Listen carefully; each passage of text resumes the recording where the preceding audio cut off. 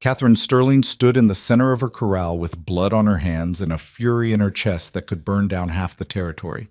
24 men had tried to break her stallion. 24 men had failed, and one of them wasn't getting back up. The black horse they called Tempest circled the fence line, nostrils flared, waiting for the next fool who thought dominance was the same thing as strength. Catherine knew better. She'd spent 3 years watching men destroy everything they touched, and she was done with all of it. Done with their arrogance, their violence, their absolute certainty that force could solve what patience never would. But somewhere out on the cattle lines, a man named Jake Morrison was hearing her story, and he was different. He'd lost enough to know that breaking something wasn't the same as winning it.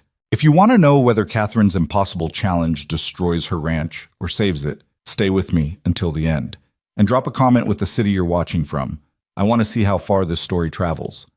The man on the ground wasn't moving. Catherine Sterling stood at the corral fence with her arms crossed and her jaw set, watching Doc Henderson kneel in the dirt beside the crumpled form of Travis Kellerman. Travis had been bragging for 2 days straight about how he'd ridden broncs from Tucson to Santa Fe, how no horse alive could throw him, how that black devil in her corral just needed a firm hand and a sharp spur. Now he was unconscious with a possible fractured skull, and Catherine felt absolutely nothing. "You're going to get someone killed," Doc Henderson said without looking up. His hands moved carefully over Travis's ribs, checking for breaks.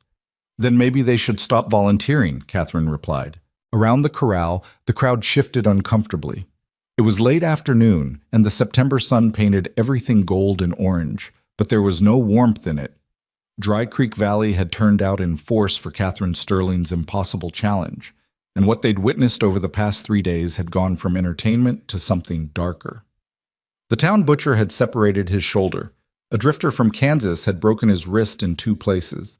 A professional horsebreaker from Denver had lasted 4 seconds before Tempest threw him into the fence so hard the railings cracked. And Catherine had watched every single failure with the same cold expression. "This ain't right," someone muttered from the crowd. "That horse is dangerous." "That horse is fine," Catherine said sharply. "It's the riders who are the problem." Tempest stood on the far side of the corral, his black coat gleaming like wet stone in the fading light. He was enormous, 17 hands of pure muscle and barely contained fury. His eyes were dark and intelligent, and right now they were fixed on Catherine with something that looked almost like understanding. She'd raised him from a colt, watched him grow wild and proud, and utterly unwilling to bend. When her husband died 2 years ago, people said she should sell Tempest before he killed someone. Catherine had told them all to go to hell. "Get him out of here," she said, nodding toward Travis. Doc Henderson and 2 other men carefully lifted the unconscious cowboy onto a makeshift stretcher. As they carried him past, Catherine caught fragments of their conversation. Dangerous woman, crazy horse, ought to be shut down. She didn't care. Let them talk. They'd been talking for 2 years, ever since Thomas died and left her a failing ranch, $3,000 in debt, and a town full of men who thought a widow needed their advice more than she needed air. "Miss Sterling," Catherine turned. Sheriff Wade Parker stood a few feet away, his hat in his hands and concern written across his weathered face. He was 50-something, decent enough, and one of the few men in Dry Creek Valley who still treated her like a person instead of a problem to be solved. "Wade," she acknowledged. "This has gone too far," he said quietly. "I know you're trying to prove something, but Travis could have died just now. You keep this up, and someone will." "The challenge stands," Catherine said. 50 gold coins to anyone who can ride Tempest for 10 minutes. Nobody's forcing them to try." "You're baiting them," Wade said. "Half these boys are doing it because they can't stand the idea of a woman making fools of them." "Then maybe they should examine their priorities." Wade studied her for a long moment. Thomas wouldn't have wanted this. The words hit harder than Catherine expected, but she kept her face neutral. "Thomas isn't here. I am. And this ranch doesn't survive another winter without that prize money coming back into my pocket instead of going out of it." It was true, even if it wasn't the whole truth. The Sterling Ranch was drowning in debt, and every failed rider had paid a $5 entry fee for the privilege of getting thrown. Catherine had collected over $100 so far, and not one person had come close to lasting 10 minutes. But the money wasn't really why she was doing this. She was doing it because she was tired. Tired of being told what she could and couldn't do, Tired of men showing up at her door with marriage proposals that were really just hostile takeovers. Tired of watching people assume that because her husband was dead, she was helpless. Thomas had been a good man, but he'd also been weak in ways that mattered. Too trusting, too soft, too willing to believe that handshake deals and good intentions would keep the ranch afloat. Catherine had spent their entire marriage cleaning up his mistakes, and now that he was gone, she was done apologizing for surviving. "I'm not shutting it down," she said. Wade sighed, settled his hat back on his head. "Then I hope you know what you're doing." He walked away and Catherine turned back to the corral. Tempest approached the fence slowly, his massive head lowered, his ears flicked forward. She reached out and touched his muzzle, felt the warm breath against her palm. "They think you're a monster," she murmured, "but you're just honest. That's more than I can say for most of them." Tempest nickered softly, a sound that was almost gentle. Catherine had spent 3 years learning his language. The shift of his weight, the angle of his ears, the way his eyes tracked movement. He wasn't vicious, he was proud, and he was tired of being treated like something that needed to be conquered. "One more day," she told him. "If nobody rides you tomorrow, we shut it down and figure something else out." She didn't believe anyone would succeed. 24 men had tried, and 24 men had failed. Why would the 25th be any different? But she was wrong. 300 miles north, Jake Morrison sat beside a dying campfire and listened to a story that made no sense. "They're saying she's a witch," Charlie Watts said, poking at the embers with a stick, "that the horse is cursed, that anyone who touches him gets the devil in their bones." "That's ridiculous," Jake said. "Yeah, well, ridiculous or not, 24 men have tried to ride that animal, and 24 men have failed. One of them's in a coma. Another lost 3 teeth and can't remember his own name." Charlie shook his head. 50 gold coins, though. Can you imagine? Jake could. 50 gold coins was more money than he'd seen in 5 years of pushing cattle across empty land for men who paid late and complained often.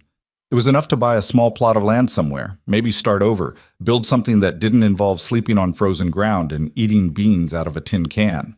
But Jake Morrison wasn't the kind of man who chased money or glory. He was 32 years old and looked older.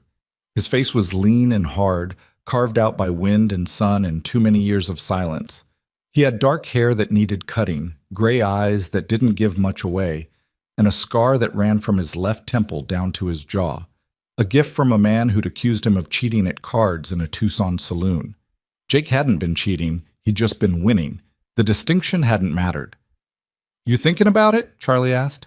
"No," Jake said. "Liar." Jake smiled faintly. Charlie Watts was 19, scrawny, and talked too much, but he was loyal in a way that mattered. They'd worked the same cattle outfit for the past 8 months, and Charlie had a habit of following Jake around like a lost pup. Jake didn't mind. It was easier than being alone. "I'm not a horsebreaker," Jake said, "and I'm definitely not stupid enough to chase a widow's dare." "It's not about being stupid," Charlie said. "It's about being smart enough to see an opportunity. Besides, you're good with animals.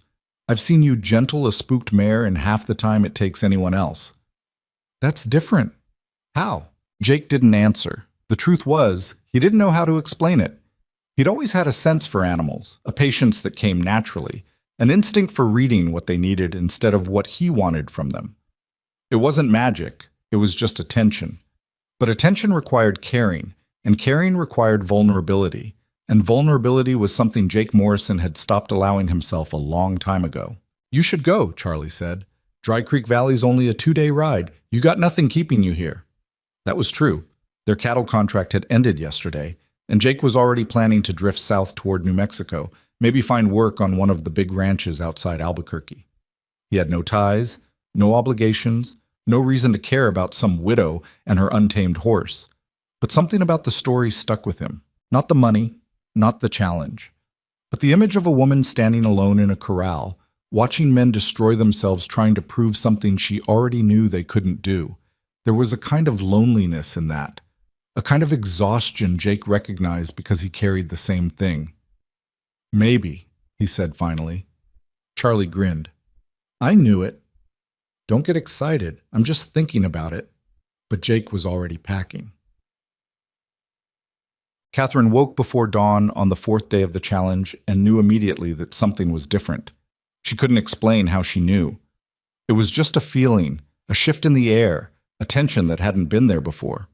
She dressed quickly, pulling on her worn work pants and a faded blue shirt, then walked out to the corral as the sky turned pale gray. Tempest was waiting for her, standing perfectly still in the center of the enclosure. His ears were pricked forward, his gaze fixed on the road leading into the ranch. Catherine followed his line of sight and saw a figure on horseback approaching slowly through the morning mist. Her first thought was that it was another arrogant fool coming to throw himself at Tempest and collect a story to tell in saloons. But as the rider came closer, she realized he was different. He was alone, for one thing. Most of the challengers had arrived with friends, with audiences, with witnesses to their inevitable glory. This man had no one. He rode a plain brown mare with no flash, no style, just steady competence. He was tall and lean, dressed in dark clothes that had seen better days, and when he dismounted outside the corral, he moved with a kind of careful control that suggested either military training or hard-earned survival instincts. "Help you?" Catherine called out. The man turned, and for a moment she forgot to breathe. He wasn't handsome, not in the classical sense. His face was too hard for that, too marked by experience. But there was something in his eyes, something quiet and deep and unbearably sad, that caught her completely off guard. "Heard you have a challenge," he said. His voice was low, rough around the edges. 50 gold coins for 10 minutes on that black horse." "That's right," Catherine said. "You here to try?" "Depends." "On what? On whether you're actually interested in someone riding him, or if you're just collecting entry fees and watching men get hurt." The bluntness of it startled her. Most challengers came in swaggering, full of bravado and empty confidence. This man just looked tired. "Both," Catherine said honestly. The corner of his mouth twitched. Not quite a smile, but close. "Fair enough. What's your name?" "Jake Morrison." "You a professional horsebreaker, Jake Morrison?" "No." "Then what are you?" He was quiet for a moment, and when he answered, there was no pride in it. "Nothing much, just a cowboy." Catherine studied him. She'd learned to read men over the years, learned to see through their performances, their posturing, their carefully constructed lies. But Jake Morrison wasn't performing. He was just standing there, waiting, with no expectation of success and no fear of failure. $5 entry fee, she said. Jake reached into his pocket and pulled out a worn leather pouch. He counted out 5 silver dollars and handed them to her without ceremony. Catherine pocketed the money, then unlocked the corral gate. "You get thrown, you're done," she said. "No second chances." "Understood. And if Tempest hurts you badly enough, I'm not paying for the doctor." "Didn't expect you to."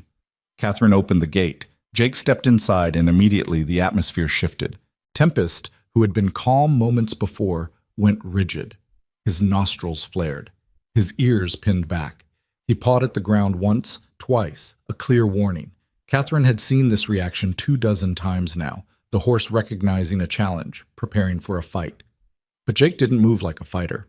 He stood just inside the gate, his hands loose at his sides, his gaze steady. He didn't approach Tempest, didn't try to corner him, didn't reach for a rope or a whip or any of the tools other riders had used. He just stood there, waiting. "What are you doing?" Catherine asked. "Letting him decide," Jake said.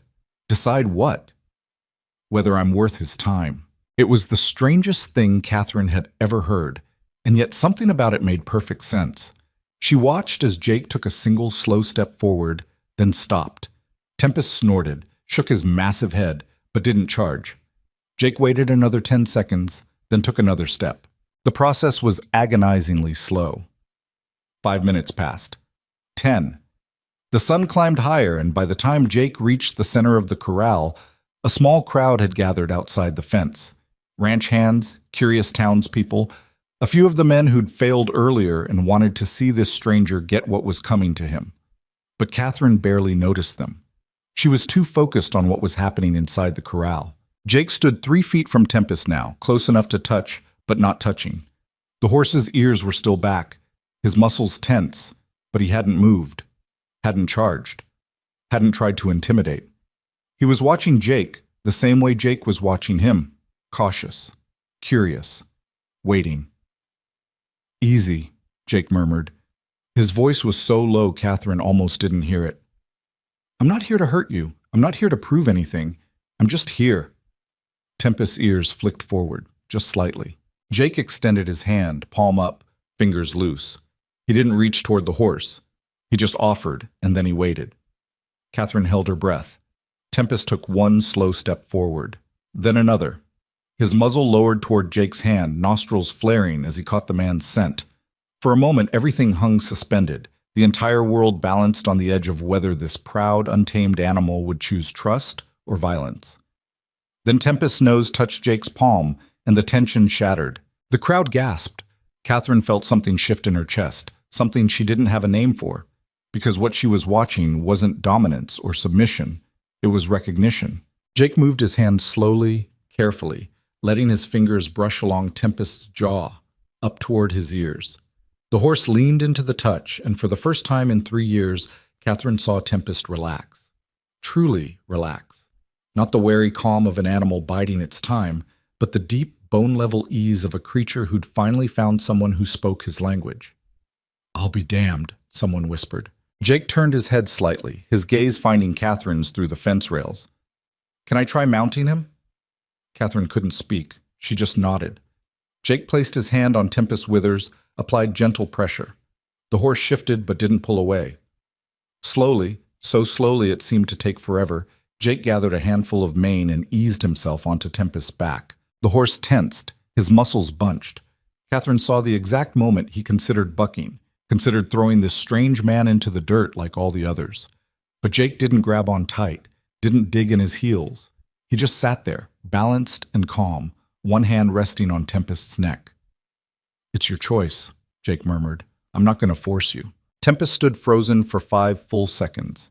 Then, as if making a decision that surprised even himself, he took one careful step forward, then another. Then he began to walk, not wild, not violent, but with a slow, deliberate grace that left the entire crowd speechless. Catherine's heart was pounding so hard she thought it might crack her ribs. She watched as Jake and Tempest moved together around the corral, and she realized with absolute certainty that she was witnessing something she'd thought impossible. 10 minutes passed. 15. Jake never forced, never demanded. He simply rode, and Tempest simply carried him, and the trust between them was so obvious it hurt to watch. When Jake finally dismounted, the crowd erupted in chaos. People were shouting, arguing, demanding explanations. But Catherine didn't hear any of it.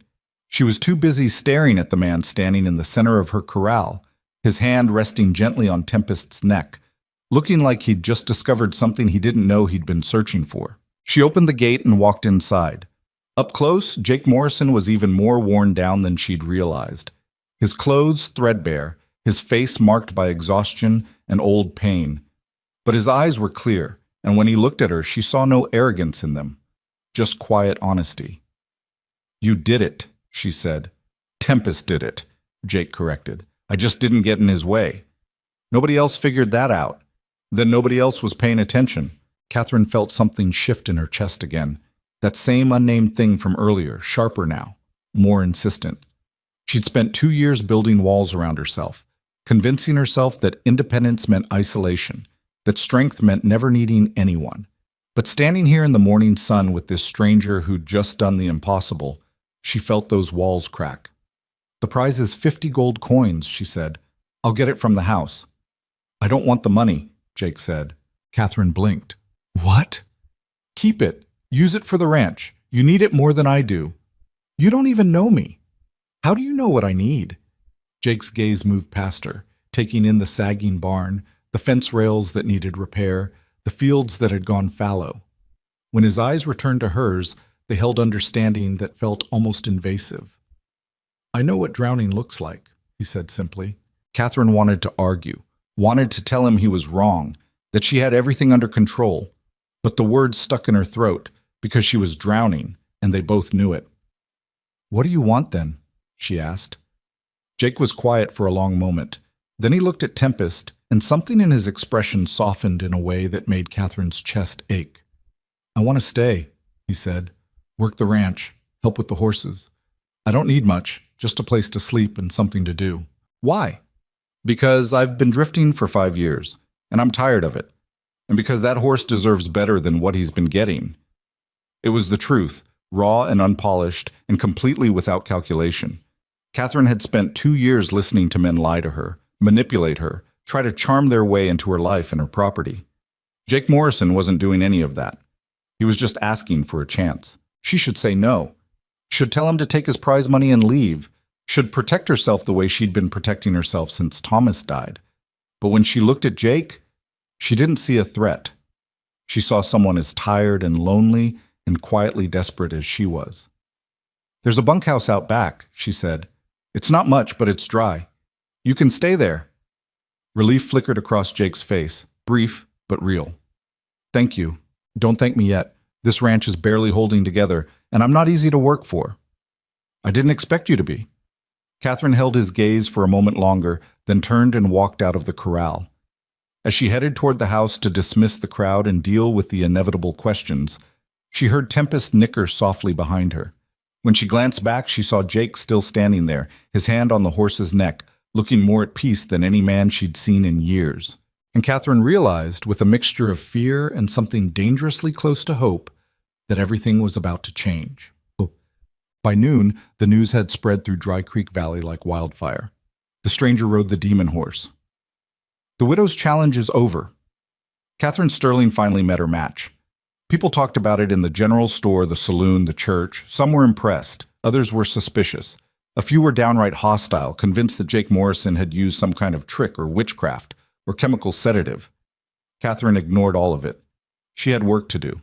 Jake spent the afternoon settling into the bunkhouse, a small, weathered structure that hadn't been used since Thomas died.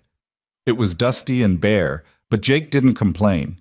He swept it out, checked the roof for leaks, and laid out his few possessions with the efficiency of someone who'd learned to travel light.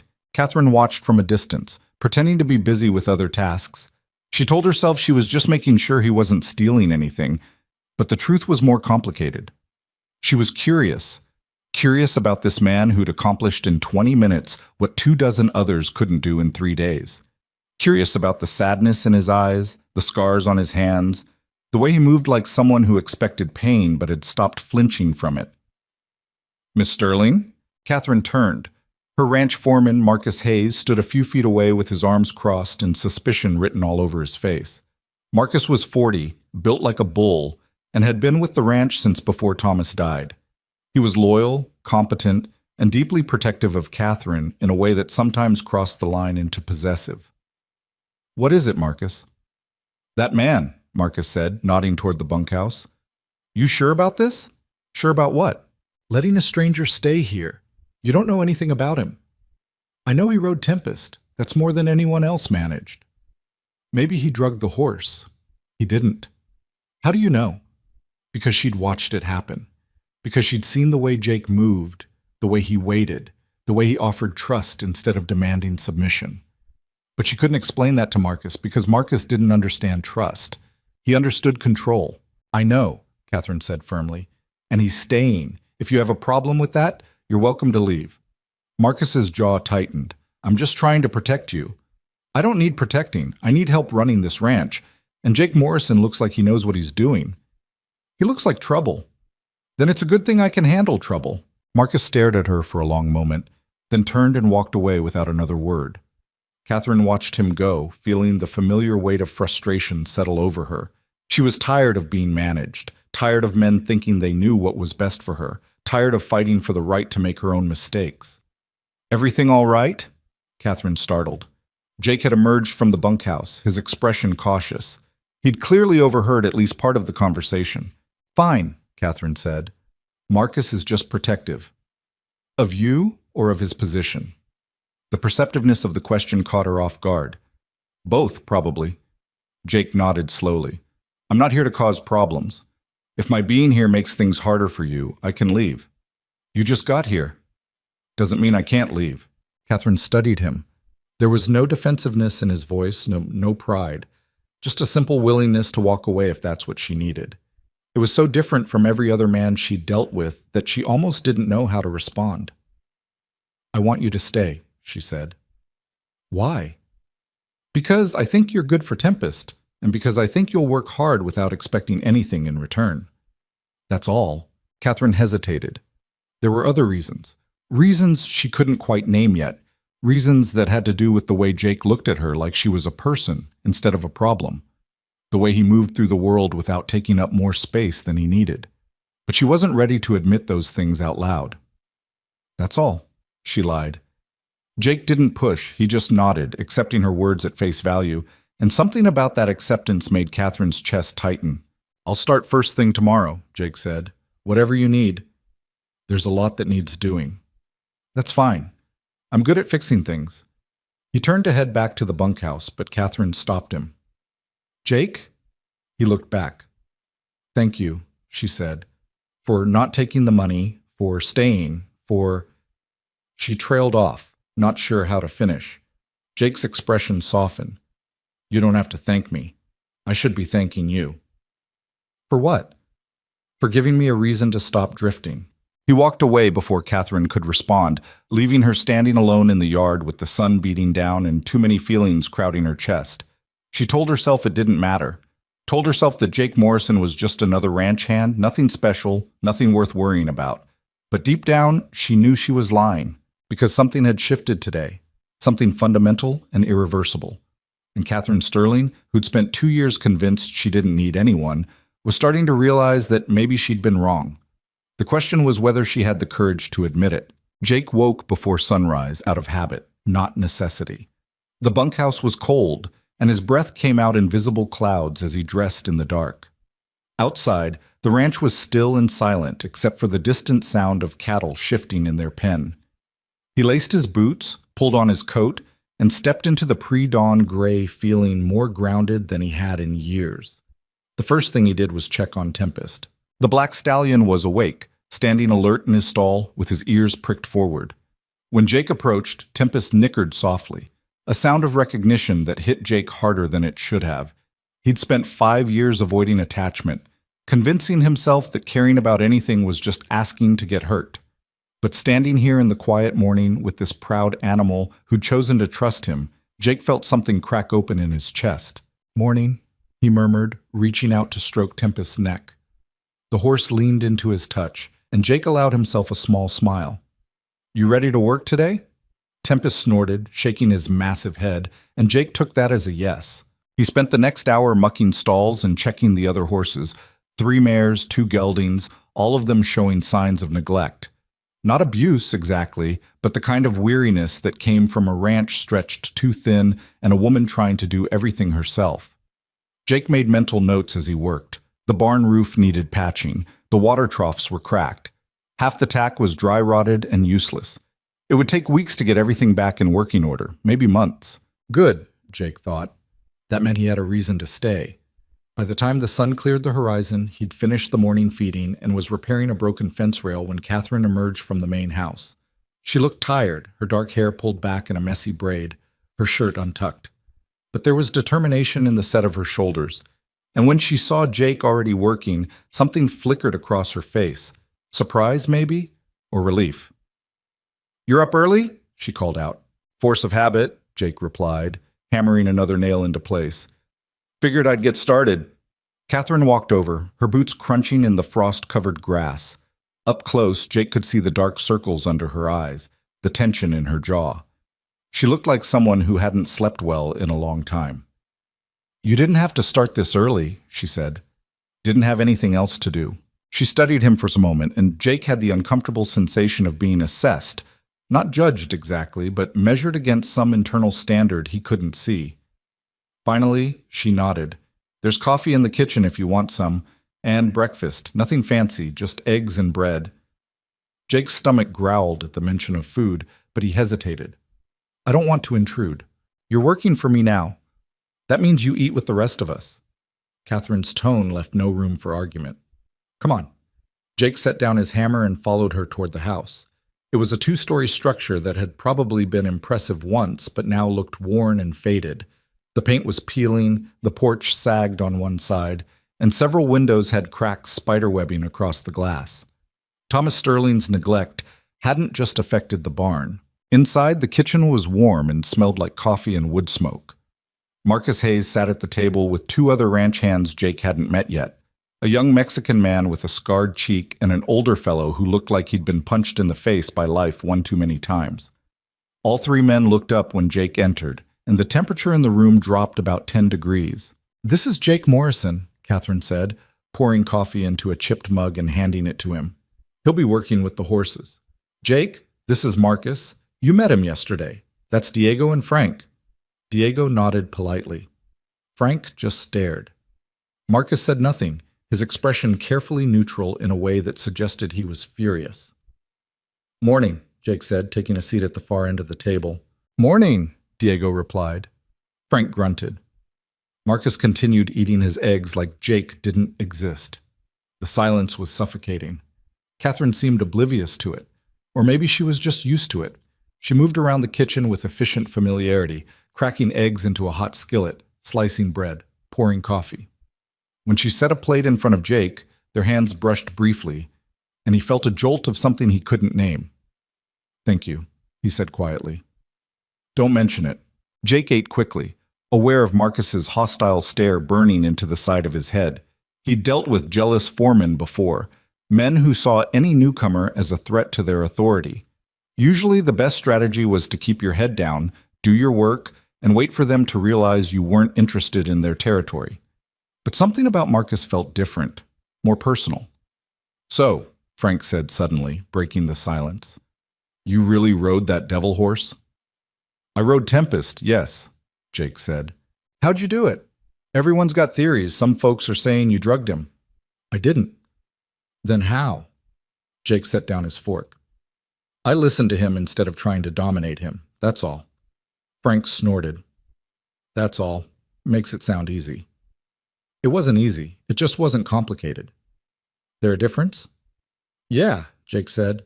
"Easy means anyone can do it. Not complicated means most people just choose not to." Diego laughed softly at that, but Marcus's expression darkened. "You think you're smarter than everyone else?" "No," Jake said evenly.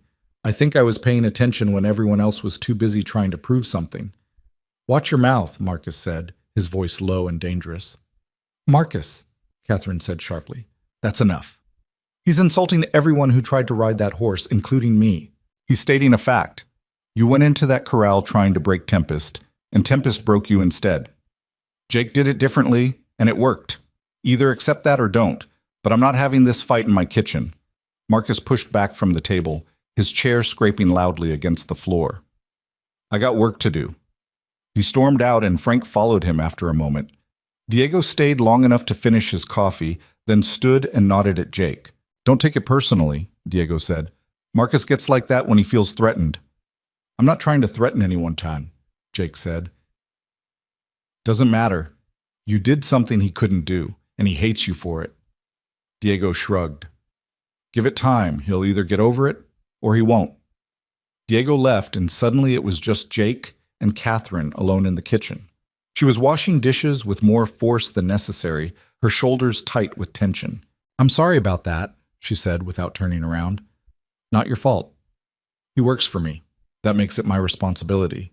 Jake stood and carried his empty plate to the sink. "You want me to leave?" Catherine turned to look at him, and there was something fierce in her eyes. "No, I want Marcus to remember that I'm in charge here, not him, and I want you to ignore his posturing and do your job." "I can do that." "Good." She dried her hands on a towel, her expression softening slightly. "What's your plan for today?" "Fix what needs fixing. There's a lot." "Tell me about it," Catherine said dryly. "Pick your battles. We don't have the money to fix everything at once." "Then I'll start with what matters most. The barn roof's leaking. That's a priority. And the water troughs need replacing before winter hits hard." Catherine nodded slowly, and Jake saw something like gratitude flicker across her face. "All right, there's lumber in the shed behind the barn. Tools are in there too. If you need anything else, let me know." "Will do." He turned to leave, but Catherine stopped him with a question. "Jake, why are you really here?" He looked back at her, this woman with exhaustion carved into every line of her face, and he told her the truth. "Because I'm tired of running, and because this place feels like somewhere I could stop." Catherine held his gaze for a long moment, and something unspoken passed between them. An understanding, maybe, or just the recognition that they were both carrying more weight than anyone else could see. "Then let's hope you're right," she said finally.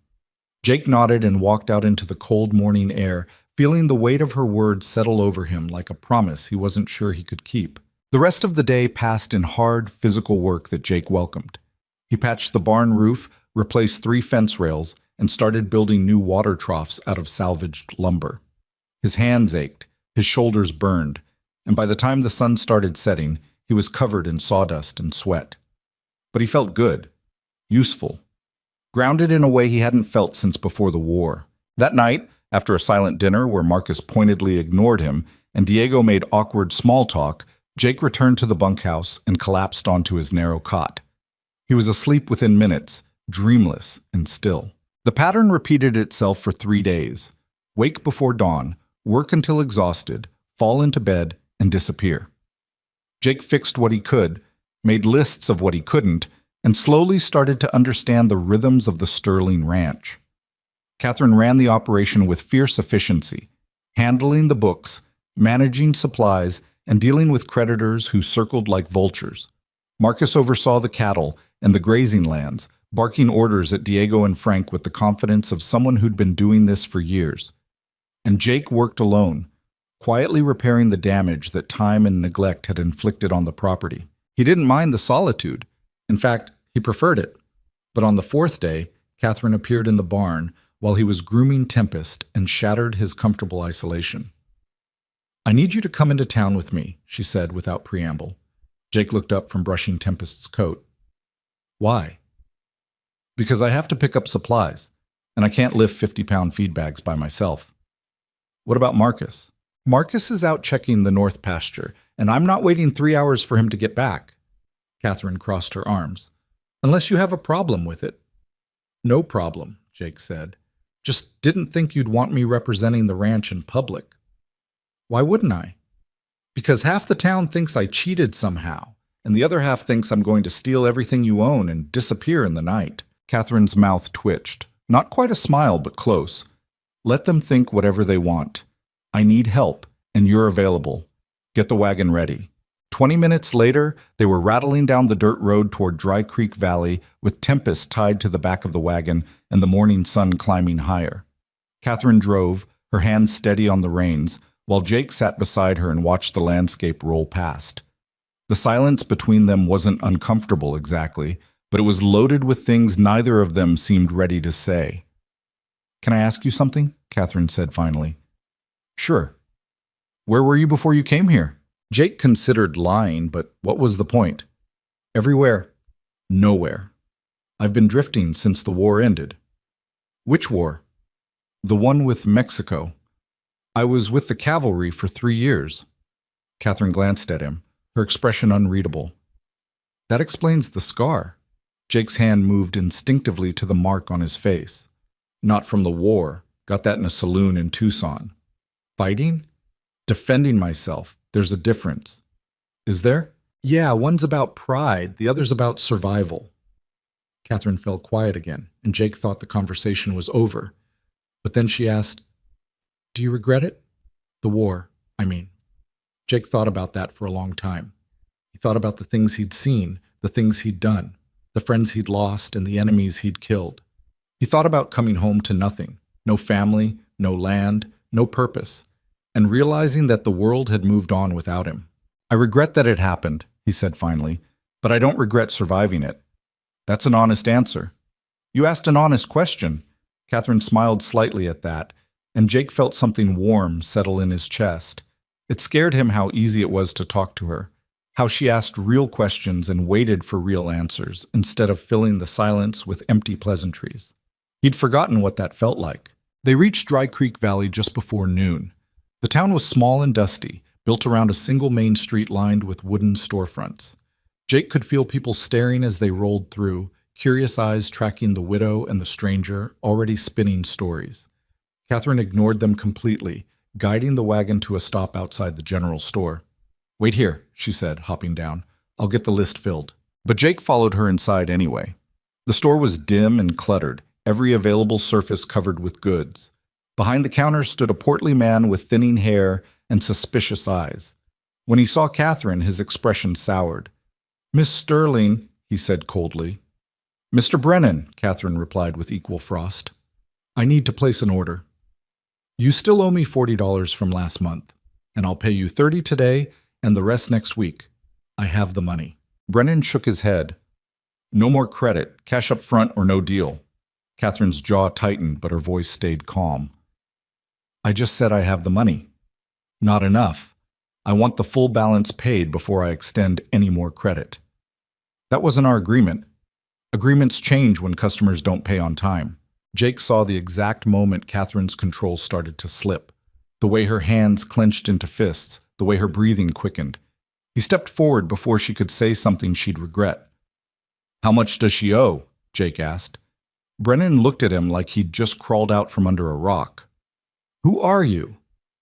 "Someone asking a question. How much?" $40. Why? You planning to pay it?" Jake reached into his coat and pulled out the worn leather pouch he'd been carrying since he rode into the Sterling ranch. Inside was every dollar he'd saved over the past 8 months, wages from the cattle drive, money he'd been planning to use to start over somewhere. He counted out 40 silver dollars and laid them on the counter. "There, debt's paid. Now fill her order." "Now fill." The store went silent. Catherine stared at Jake like he'd lost his mind, and Brennan looked between them with narrowed eyes. "This ain't your business," Brennan said. "I'm making it my business. Fill the order." Brennan grabbed the money with a grunt and started pulling items from the shelves. Catherine caught Jake's arm and pulled him aside, her voice low and furious. "What are you doing?" "Helping," Jake said. "I didn't ask for your help." "I know. That was your money, all of it probably." "It's just money. Just—" Catherine stopped, shaking her head in disbelief. "You're insane." "Maybe. But now you can get what you need and Brennan can stop acting like you're some kind of criminal." Catherine stared at him, and Jake couldn't read the expression on her face.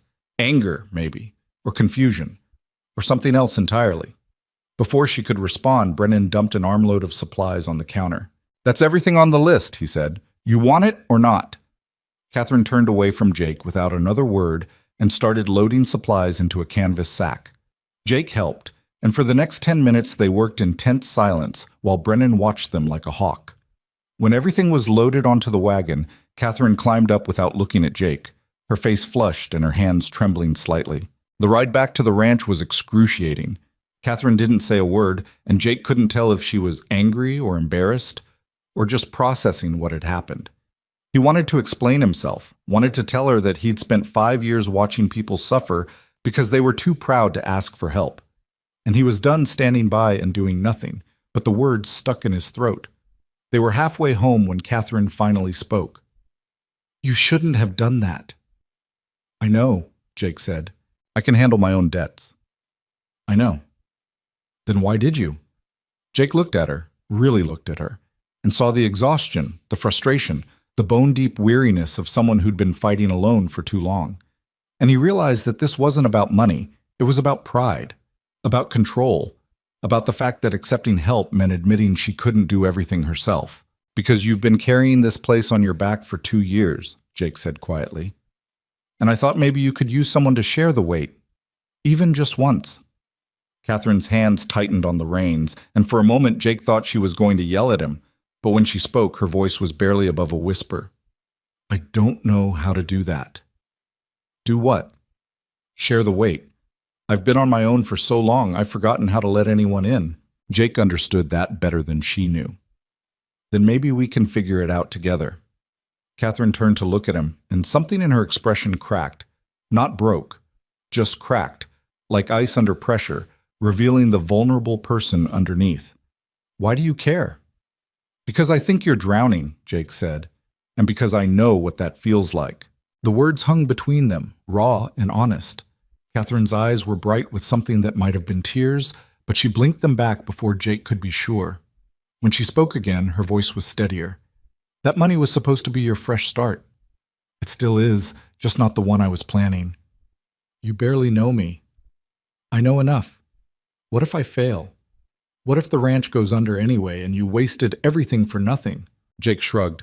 "Then at least I tried. That's more than I've done in 5 years. Catherine laughed, a short, sharp sound that was almost a sob. You're either the kindest man I've ever met or the biggest fool. Probably both, Jake admitted. They rode the rest of the way in silence, but it was a different kind of silence now, lighter, less heavy with unspoken things. When they reached the ranch, Marcus was waiting in the yard with his arms crossed and suspicion written all over his face. Where have you been? He demanded. Town, Catherine said, climbing down from the wagon. Getting supplies. You didn't tell me you were leaving. I don't have to tell you everything I do, Marcus. Help unload this wagon. Marcus's gaze shifted to Jake, and his expression darkened. He go with you? Yes, and before you say anything, it was my decision. People are talking, Catherine, saying things about you and him, bad things. Let them talk, Catherine said coldly. I've got work to do. She stalked toward the house without waiting for a response, leaving Jake and Marcus alone with the loaded wagon. Marcus stepped closer, his voice dropping to a dangerous growl. I don't know what game you're playing, Morrison, but I'm watching you. I'm not playing any game, Jake said. You show up out of nowhere, ride that horse like some kind of miracle worker, and now you're following her around like a lost dog. You think I'm stupid? I think you're protective, but Catherine doesn't need protecting from me. How about you let me decide that? Jake held Marcus's glare without flinching. How about you ask Catherine what she needs instead of deciding for her? Marcus's fists clenched, and for a second Jake thought they were going to fight right there in the yard. But Diego appeared from the barn, breaking the tension. Everything all right? Diego asked carefully. Fine, Marcus bit out. He turned and walked away, his shoulders rigid with anger. Diego watched him go, then looked at Jake with something like sympathy. You've made an enemy. Wasn't trying to. Doesn't matter. Marcus loved Miss Catherine's husband like a brother, and when Thomas died, Marcus convinced himself it was his job to take care of her. Now you show up, and she's actually letting you help, and Marcus can't stand it. She doesn't belong to him, Jake said. Try telling him that. Diego clapped Jake on the shoulder. Come on, let's get this wagon unloaded before he comes back and makes it worse. They worked together in silence, and by the time the sun set, Jake was exhausted again. But it was a good exhaustion, the kind that came from honest work and small victories. As he headed back to the bunkhouse, he saw Catherine standing on the porch, watching him. Their eyes met across the darkening yard, and she raised one hand in a small wave. Jake waved back, feeling that warm thing in his chest expand just a little bit more. He was in trouble, and he knew it. Because caring about Catherine Sterling meant caring about the ranch, and caring about the ranch meant staying. And staying meant risking everything he'd spent 5 years avoiding: attachment, vulnerability, the possibility of loss. But as Jake lay down that night and closed his eyes, he realized he didn't care about the risk anymore. For the first time in years, he had something worth fighting for. The trouble started on a Tuesday morning when Catherine discovered that 3 of her best breeding mares had gone missing during the night. Jake heard her shouting from the bunkhouse and was halfway across the yard before he'd fully woken up. He found her standing at the empty paddock with Marcus, Diego, and Frank, her face pale with fury and something close to panic. They didn't just wander off, Marcus was saying. Someone cut the fence, look. He pointed to a section of wire that had been cleanly severed, the ends sharp and deliberate.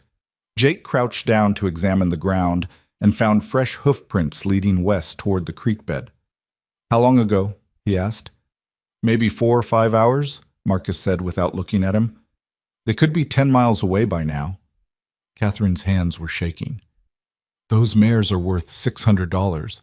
I can't afford to lose them. We'll find them, Jake said, standing. The tracks are clear, and whoever took them wasn't trying very hard to hide their trail. Or they wanted us to follow, Marcus said darkly. Either way, we need to move fast.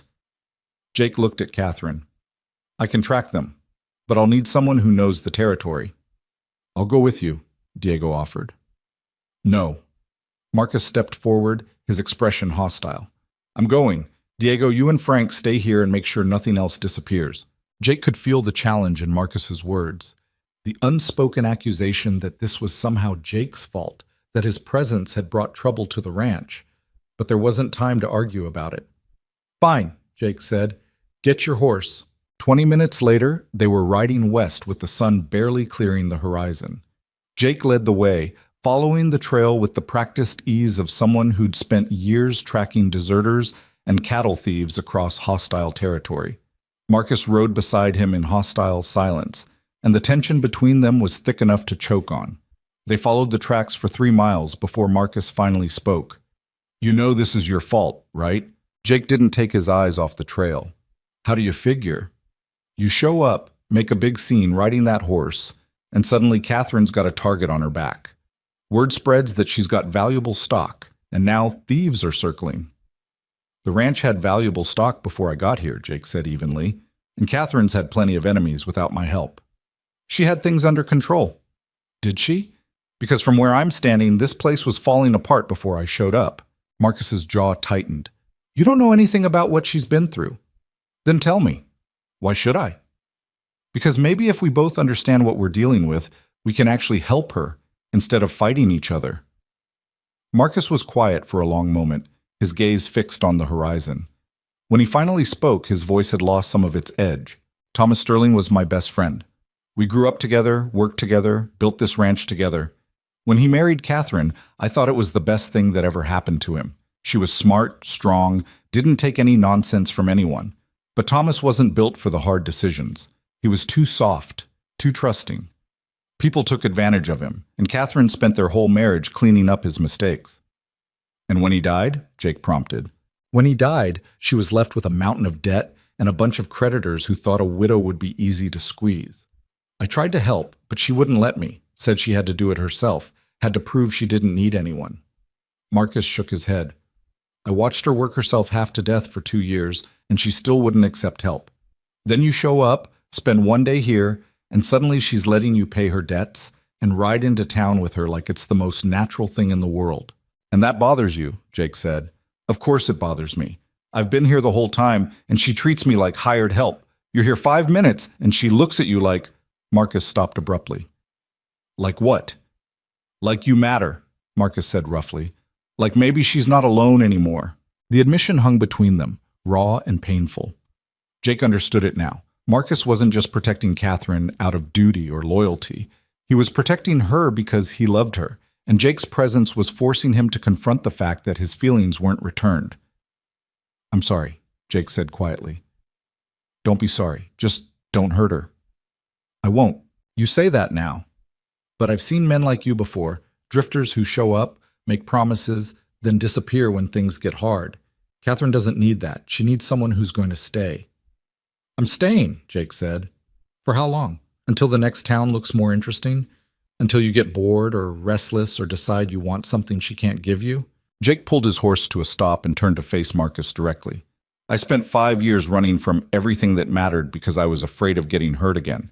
I'm done running. Whatever happens with Catherine, whatever happens with this ranch, I'm staying until she tells me to leave. And maybe not even then."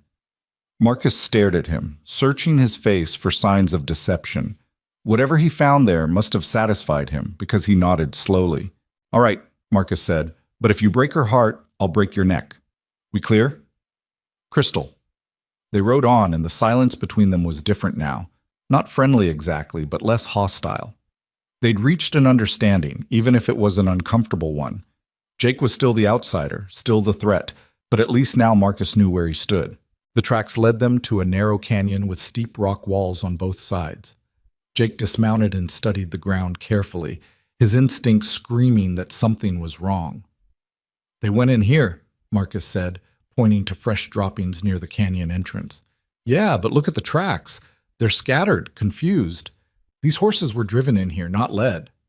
So it's a trap." The words were barely out of Jake's mouth when he heard the unmistakable sound of a rifle being cocked.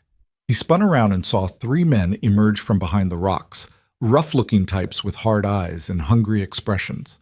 The one in the middle held a Winchester aimed directly at Jake's chest. "Well, well," the man said, grinning. "Look what we caught." Marcus went for his gun, but another of the men had him covered before he could draw. "I wouldn't," the second man said lazily. "Where are the horses?" Jake asked, keeping his voice calm. "Somewhere safe," the leader said, "along with a few other things we borrowed from the Sterling Ranch." "Borrowed," Jake repeated. "Yeah, that's an interesting word for theft. Call it what you want. Your lady friend owes some powerful people a lot of money, and we're here to collect." "Who sent you?"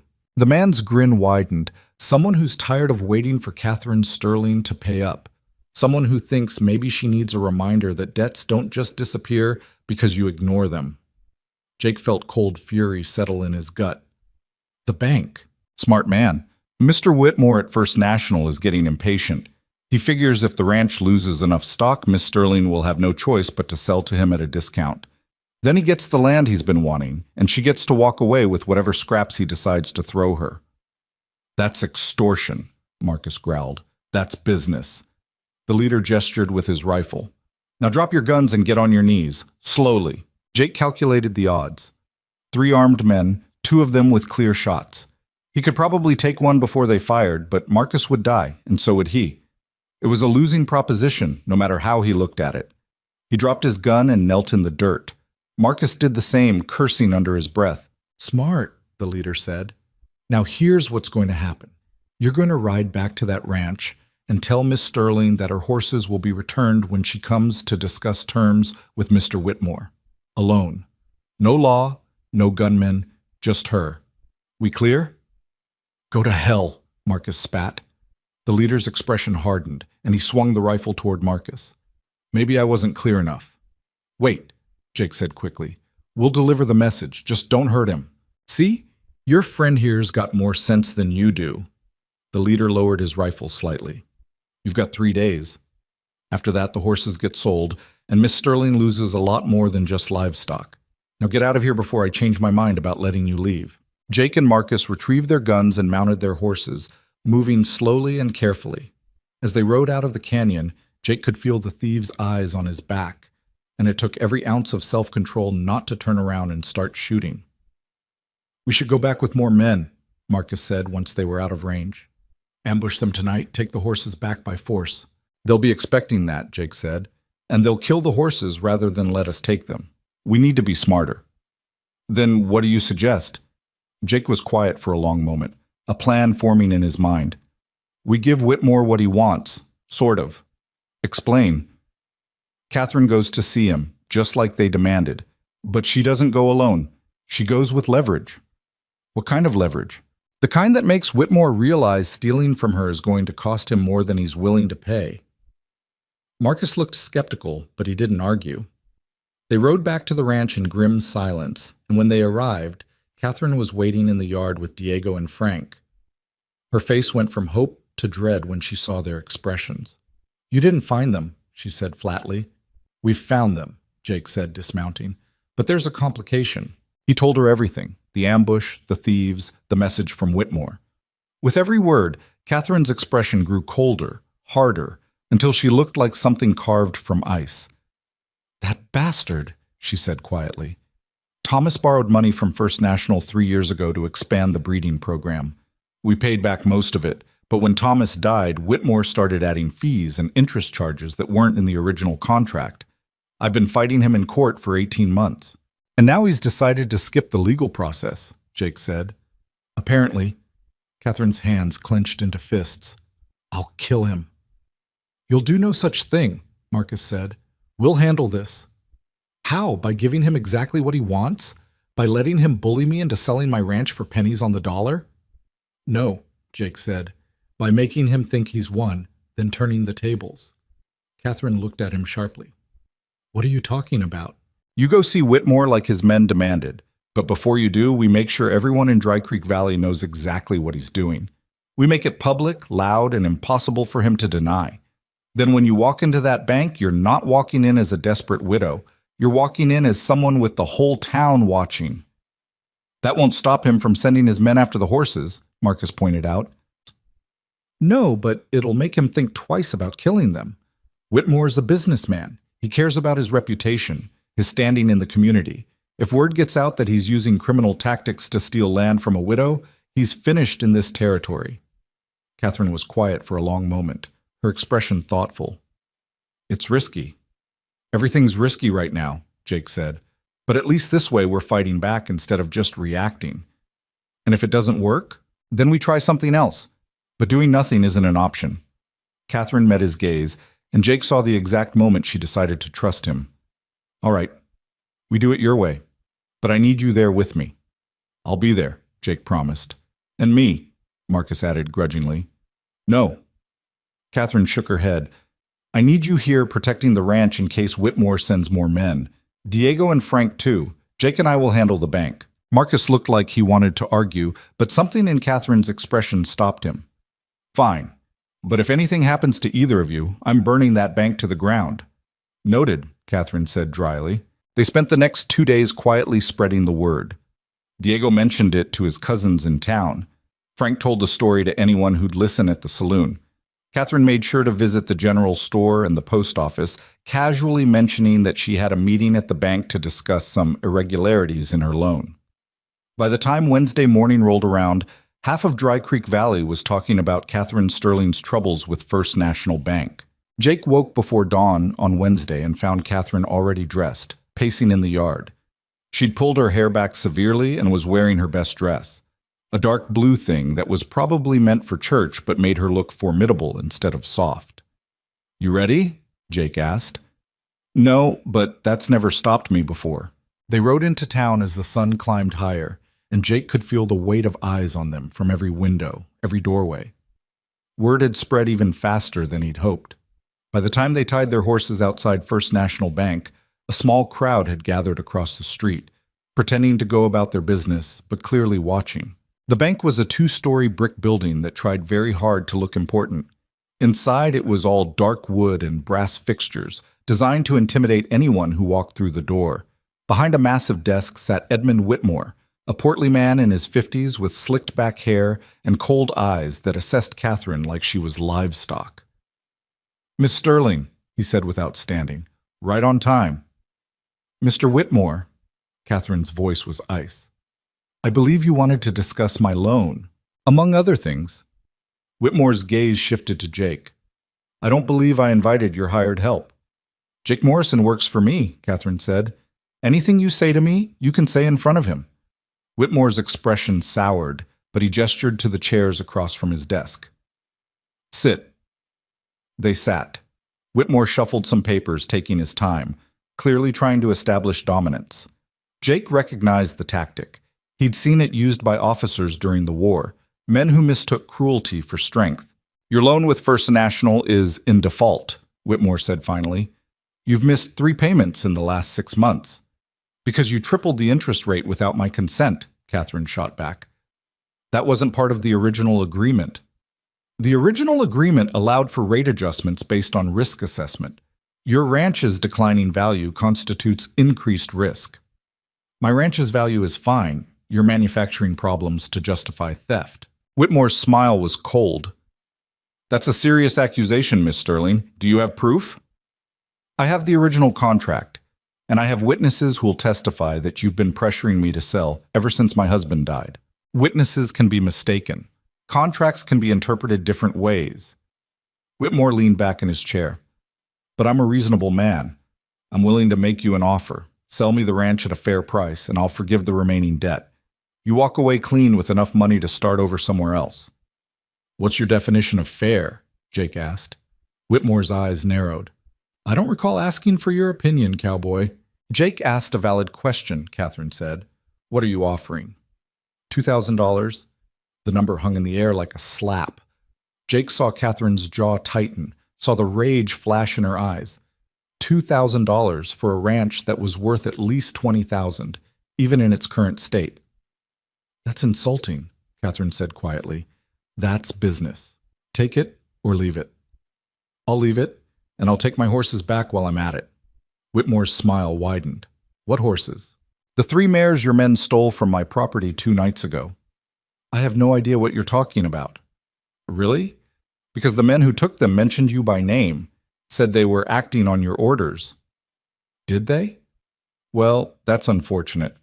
But I'm afraid you have no proof of these allegations. And without proof, you're just making wild accusations against a respected businessman. Jake had heard enough. He stood, placed both hands on Whitmore's desk, and leaned forward until they were almost nose to nose. Here's what's going to happen, Jake said, his voice low and dangerous. You're going to return those horses by sundown today. And you're going to stop harassing Miss Sterling about her loan, because as of this morning, it's paid in full. Whitmore blinked. Excuse me? Catherine turned to stare at Jake. What are you talking about? Jake reached into his coat and pulled out a folded piece of paper. He'd spent the previous evening drafting it with Diego's help, making sure every word was legally sound. It was a promissory note transferring the remaining balance of Catherine's loan from First National Bank to Jacob Morrison, private creditor. The terms were simple: no interest, no pressure, payment when Catherine was able to make it. I bought out your loan, Jake said to Catherine. The bank no longer has any claim on your property. Catherine's face went white. Jake, that's over $3,000. Where did you... I had savings, some from the war, some from work. It was just sitting in a bank in Santa Fe doing nothing. Now it's doing something useful. But that's everything you have. Not everything. Jake looked at Whitmore. So what's it going to be? Are you going to return those horses and walk away? Or am I going to walk outside right now and tell that crowd exactly what you've been doing? Because I promise you, Mr. Whitmore, once I start talking, your reputation in this town is finished. Whitmore's face had gone from smug to furious. You're bluffing. Try me. For a long moment, nobody moved. Then Whitmore reached for a bell on his desk and rang it sharply. A moment later, one of his clerks appeared in the doorway. Send word to the canyon, Whitmore said through clenched teeth. Return the Sterling horses. Sir, you heard me. Do it now. The clerk disappeared and Whitmore turned his glare back to Jake. This isn't over. Yes, it is, Jake said, because if you come near Miss Sterling or her property again, I'll make sure everyone from here to Santa Fe knows that Edmund Whitmore is a thief who hides behind legal paperwork. You understand me? Whitmore said nothing, but the rage in his eyes was answer enough. Jake offered his hand to Catherine. She took it, and they walked out of the bank together into the bright morning sunlight. The crowd across the street had grown larger, and as Jake and Catherine emerged, someone started clapping. Then someone else joined in, and within seconds, the applause spread through the gathered townspeople like wildfire. Catherine looked stunned. Jake just kept walking, guiding her toward their horses. They mounted up and rode out of town with the sound of applause following them, and it wasn't until they were halfway back to the ranch that Catherine finally spoke. Stop. Jake pulled his horse to a halt. Catherine did the same, then turned to face him with tears streaming down her cheeks. Why did you do that? She asked, her voice breaking. Because you needed help. You gave me everything, Jake. Everything you had. What if I can't pay you back? What if the ranch fails anyway? Then we figure something else out. That's not an answer. It's the only answer I have. Jake dismounted and walked over to her, reaching up to help her down. When her feet touched the ground, she didn't step back. She just stood there, looking up at him with tears on her face and something raw and vulnerable in her eyes. I don't deserve this, she whispered. Yes, you do. You don't even know me. Not really. I know enough. Jake reached up and gently wiped away her tears with his thumb. I know you're strong enough to run a ranch by yourself. I know you're proud enough to refuse help even when you're drowning. I know you loved your husband, but you're tired of living in his shadow. And I know that somewhere underneath all that armor you've built, there's a woman who's afraid to trust anyone because everyone she's ever trusted has either left her or let her down. Catherine's breath caught. That's not fair. No, it's not, but it's true. They stood there in the middle of the empty road with the sun beating down, and Jake could feel the moment stretching between them like a wire pulled tight. He knew he should step back, should give her space, should let her process everything that had just happened, but he couldn't move. Jake, Catherine said softly. Yeah? I'm scared. Of what? Of letting you in, of caring about you, of what happens when you realize I'm not worth all this trouble. Jake took her face in his hands, forcing her to meet his eyes. Listen to me. I've spent 5 years convinced I wasn't worth anything to anyone. I've been a ghost, Catherine, just drifting through life without purpose, without connection, without hope. And then I met you, and for the first time in years, I felt like maybe I could be something more than just another lost soul. You didn't save me, but you gave me a reason to save myself. So don't tell me you're not worth it. You're worth everything. Catherine made a sound that was half laugh, half sob, and then she kissed him. It wasn't gentle or tentative. It was fierce and desperate and full of 2 years of loneliness and fear and hope she hadn't let herself feel. Jake kissed her back just as fiercely, his hands tangling in her hair, his heart pounding so hard he thought it might crack his ribs. When they finally pulled apart, Both of them were breathing hard. "That was probably a mistake," Catherine said. "Probably," Jake agreed. "We should talk about this. Figure out what it means. Later. Right now, I just want to get you home." They rode back to the ranch in silence, but it was a different kind of silence, charged and electric and full of possibility. When they arrived, Marcus was waiting in the yard with Diego and Frank, and his expression shifted from concern to understanding the moment he saw their faces. "You got the horses back?" Marcus asked. "They'll be returned by sundown," Catherine said. "And the loan?" "Paid off." Marcus's eyes widened. "How?" Jake bought it out. Marcus turned his stare to Jake, and for a long moment nobody spoke. Then Marcus nodded slowly, something like respect flickering in his eyes. "That was a good thing you did," Marcus said quietly. "It was the right thing," Jake replied. Yeah, it was." Marcus cleared his throat. "I guess I was wrong about you, Morrison. You were protecting her. I can't fault you for that." Marcus held out his hand, and after a moment's hesitation, Jake shook it. It wasn't forgiveness exactly, but it was a truce. And right now, that was enough. That evening, true to Whitmore's word, the 3 stolen mares were returned by a nervous young man who wouldn't meet anyone's eyes. Catherine checked them over carefully, confirmed they were unharmed, and sent the man away without a word. By the time the sun set, life on the Sterling Ranch had returned to something close to normal. But nothing was normal anymore. Not really. Jake lay in his bunk that night, staring at the ceiling, replaying the kiss over and over in his mind. He'd crossed a line today. Multiple lines, actually. He'd given up every dollar he had, confronted a dangerous man, and kissed his employer in the middle of the road like some kind of romantic fool. He should regret it. Should be planning his exit strategy, figuring out how to extricate himself before things got more complicated. But he didn't regret any of it.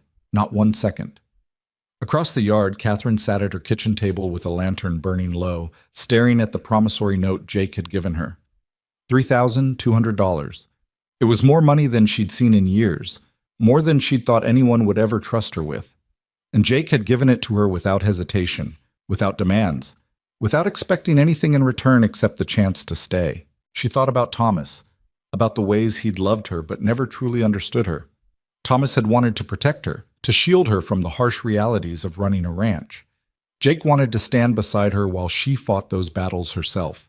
It was terrifying. It was exhilarating. It was everything she'd convinced herself she didn't need. Catherine folded the note carefully and placed it in her desk drawer. Then she blew out the lantern and went to bed. And for the first time in 2 years, she fell asleep without the weight of debt crushing her chest. Tomorrow would bring new challenges. There was still work to be done, fences to mend, livestock to manage, winters to survive. But tonight, for just a few hours, Catherine Sterling allowed herself to believe that maybe she wasn't alone anymore. And maybe, just maybe, that was enough. The awkwardness started the next morning at breakfast. Catherine walked into the kitchen to find Jake already there, pouring coffee with his back to her. He turned when he heard her footsteps, and their eyes met for exactly 2 seconds before they both looked away like guilty teenagers. The memory of that kiss hung between them like smoke, impossible to ignore, impossible to discuss. "Morning," Jake said, his voice carefully neutral. "Morning," Catherine replied, accepting the coffee cup he handed her. Their fingers brushed, and she pulled back too quickly, sloshing hot liquid onto the floor. "Careful," Jake said, grabbing a rag. "I've got it." Catherine snatched the rag from his hand, then immediately felt stupid for the sharpness in her tone. "Sorry, I didn't sleep well." "Me neither." They cleaned up the spill in silence, both of them moving too carefully, too aware of each other's proximity. When Marcus, Diego, and Frank filed in a few minutes later, the relief was palpable. "What's for breakfast?" Frank asked, oblivious to the tension. "Whatever you make yourself," Catherine said, grateful for the distraction. "I've got paperwork to catch up on."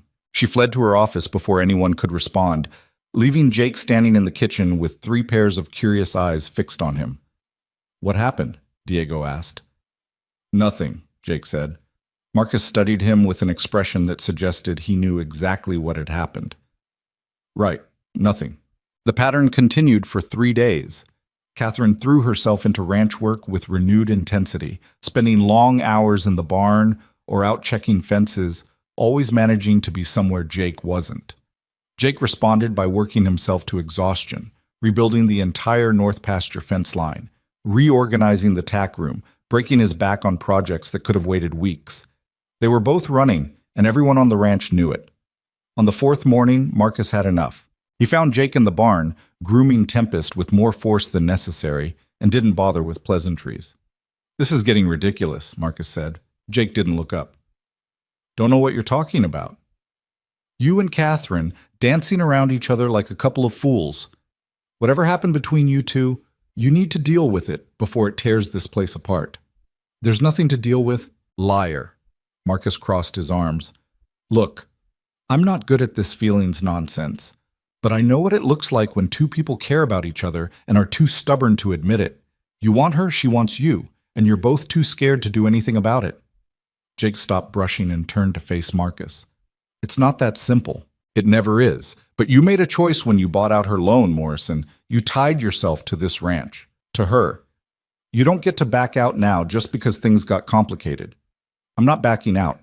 I'm trying to give her space. She doesn't need space. She needs you to be honest with her." Marcus's expression softened slightly. Thomas loved Catherine, but he never really saw her. He saw the woman he wanted her to be, not the woman she was. Don't make the same mistake. Before Jake could respond, Diego burst into the barn, his face flushed with urgency. "We've got a problem," Diego said, breathing hard. "Big problem." They followed him outside to find Catherine standing in the yard, staring at a piece of paper that had been nailed to the fence post. Jake read it over her shoulder and felt his blood go cold. The notice was from the Dry Creek Valley Cattlemen's Association, and it was brutal in its simplicity. Due to concerns about disease management and breeding standards, the Sterling Ranch was being excluded from the autumn cattle auction. No explanation, no appeals process, just a flat rejection that would cost Catherine thousands of dollars in lost sales. "This is Whitmore," Catherine said quietly. "He couldn't steal the ranch legally, so now he's going to strangle it economically." "Can he do that?" Jake asked. "The Cattlemen's Association is run by 6 ranchers, and Whitmore's brother-in-law is the president. They can do whatever they want." Catherine crumpled the notice in her fist. "Without access to the auction, I can't sell my cattle at fair market prices. I'll have to deal with individual buyers who will lowball me because they know I'm desperate." Marcus swore viciously. "There has to be something we can do. Appeal to the territorial governor, maybe, or—" "The governor doesn't care about ranch disputes," Catherine interrupted. "And by the time any legal process worked its way through the system, I'd be bankrupt." She took a deep breath, visibly forcing herself to calm down. "We need a different approach." "Like what?" Frank asked. Catherine was quiet for a long moment, her gaze distant. When she finally spoke, her voice was steady but grim. "We bypass the auction entirely, take the cattle directly to market in Santa Fe." The words landed like stones. Santa Fe was 200 miles south, and the drive would take at least 3 weeks through some of the most brutal terrain in the territory. It was dangerous, expensive, and exhausting, the kind of thing only desperate ranchers attempted. "That's insane," Marcus said flatly. "We don't have enough men, we don't have enough supplies, and we sure as hell don't have enough time before winter hits." "Then we hire more men and move fast," Catherine said. "With what money?" "I'll figure it out." "Catherine, I said I'll figure it out." Her voice cracked on the last word, and everyone fell silent. Catherine closed her eyes, composing herself. When she spoke again, her tone was calmer. "This ranch is all I have left. I'm not letting Whitmore or anyone else take it from me without a fight. So either help me plan this drive or get out of my way." Jake stepped forward. "I'll go with you." Catherine looked at him, and for the first time in 4 days, they held eye contact for longer than a heartbeat. "Jake, you don't have to—" "I'm going," he said firmly. "You need experienced riders, and I've done drives before. I know what to watch for." "So have I," Marcus added reluctantly. "I think this is a terrible idea, but I'm not letting you do it without me." Diego raised his hand. "Count me in." Frank nodded. "Me too." Catherine's eyes were suspiciously bright. "That's still not enough. A drive this size needs at least 8 men, maybe 10. "Then we hire them," Jake said. "There are always drifters looking for work this time of year. We post notices in town, offer fair wages, and see who shows up." "I don't have money for fair wages." "You will." Jake caught her gaze and held it. "The cattle sell in Santa Fe, you'll have more than enough to cover costs. Until then, we work on credit and promises. It's not ideal, but it's what we've got. Catherine studied him, and Jake could see her weighing the risks, calculating the odds, trying to find another option that didn't exist. Finally, she nodded. All right, we do it. Marcus, you and Frank start sorting the herd. Separate out the strongest animals. Anything that won't make the journey stays here. Diego, inventory our supplies and figure out what we need. Jake, she hesitated. Can you come with me to town? We need to post those hiring notices, and I could use someone who knows what kind of men we're looking for. Of course, Jake said. An hour later, they were riding toward Dry Creek Valley in tense silence. The awkwardness was back, thick and suffocating, and Jake couldn't stand it anymore. We need to talk, he said. About what? About what happened. About the kiss. Catherine's hands tightened on the reins. That was a mistake. The words hit Jake harder than he expected. Was it? Yes. I was emotional, overwhelmed, not thinking clearly. It shouldn't have happened. But it did happen. And now we move past it. Catherine wouldn't look at him. You work for me, Jake. Getting involved would be complicated and messy and probably disastrous for both of us. So you do want to get involved. That's not what I said. It's what you meant. Jake pulled his horse to a stop, forcing Catherine to do the same. Look at me. She didn't. Catherine, look at me. Slowly, reluctantly, she turned. Her eyes were guarded, defensive, but underneath the armor, Jake could see fear. Not fear of him, fear of what he represented, the possibility of happiness, the risk of loss. I'm not Thomas, Jake said quietly. I'm not going to make promises I can't keep, and I'm not going to pretend this is simple when it's not. But I care about you, and I think you care about me, and pretending otherwise isn't going to make those feelings go away. What do you want from me? Catherine asked, her voice barely above a whisper. Honesty. That's all. Just tell me the truth. The truth is I'm terrified. The admission seemed to cost her something. I'm terrified of trusting you, of letting myself hope that maybe this could work. Because everyone I've ever trusted has either left or died, and I can't go through that again. I'm not going anywhere. You can't promise that. Nobody can. You're right, Jake said. I can't promise I won't die tomorrow. I can't promise that something won't happen that tears us apart, but I can promise that I won't leave voluntarily. I can promise that whatever happens, I'll fight to stay. Is that enough? Catherine's eyes were wet now, tears threatening to spill over. I don't know. Then figure it out. But while you're figuring it out, stop running from me. Stop treating me like a stranger you have to keep at arm's length. I'm here, Catherine. I'm right here. And I'm not going anywhere unless you tell me to. For a long moment, Catherine said nothing. Then she wiped her eyes roughly with the back of her hand and urged her horse forward. Jake followed, and they rode the rest of the way to town in silence. But something had shifted between them, not resolved exactly, but acknowledged. The elephant in the room had been named, and there was no going back. They posted hiring notices at the saloon, the general store, and the boarding house, then stopped by the livery to arrange for additional pack animals.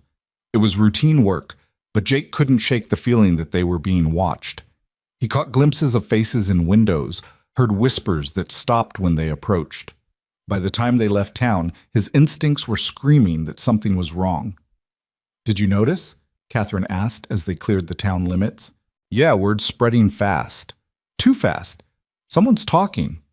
Whitmore, Jake said grimly. He wants people to know we're desperate. The more public this gets, the harder it'll be to find honest help. Then we move faster than he expects. They rode hard back to the ranch. And over the next 3 days, the Sterling Ranch transformed into organized chaos. Marcus and Frank sorted 500 head of cattle, selecting the strongest and healthiest for the drive. Diego took inventory and made supply runs, stretching their limited budget as far as it would go. And Catherine coordinated everything with the focused intensity of a general preparing for war. Jake threw himself into the preparations, but he couldn't stop watching Catherine. She was magnificent in her element, sharp, decisive, tireless. But he also saw the cracks, the way her hands shook when she thought no one was looking, the exhaustion that settled over her features when she finally stopped moving long enough to breathe.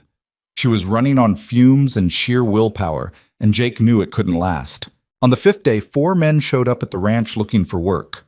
They were a rough bunch, 2 former soldiers, a Mexican vaquero, and a kid who couldn't have been more than 17. Jake interviewed them carefully, watching for signs of dishonesty or incompetence. 3 of them passed muster. The fourth, a scarred man named Cooper who claimed cavalry experience, set off every alarm bell in Jake's head. "I don't trust him," Jake told Catherine after the interviews. "We need the bodies," Catherine said. "We're still 2 men short." "Better short than betrayed. That man's hiding something." "Everyone's hiding something." Catherine's tone was sharp with exhaustion. "Just keep an eye on him during the drive. If he causes problems, we deal with it then." Jake wanted to argue, but he could see Catherine was at her breaking point.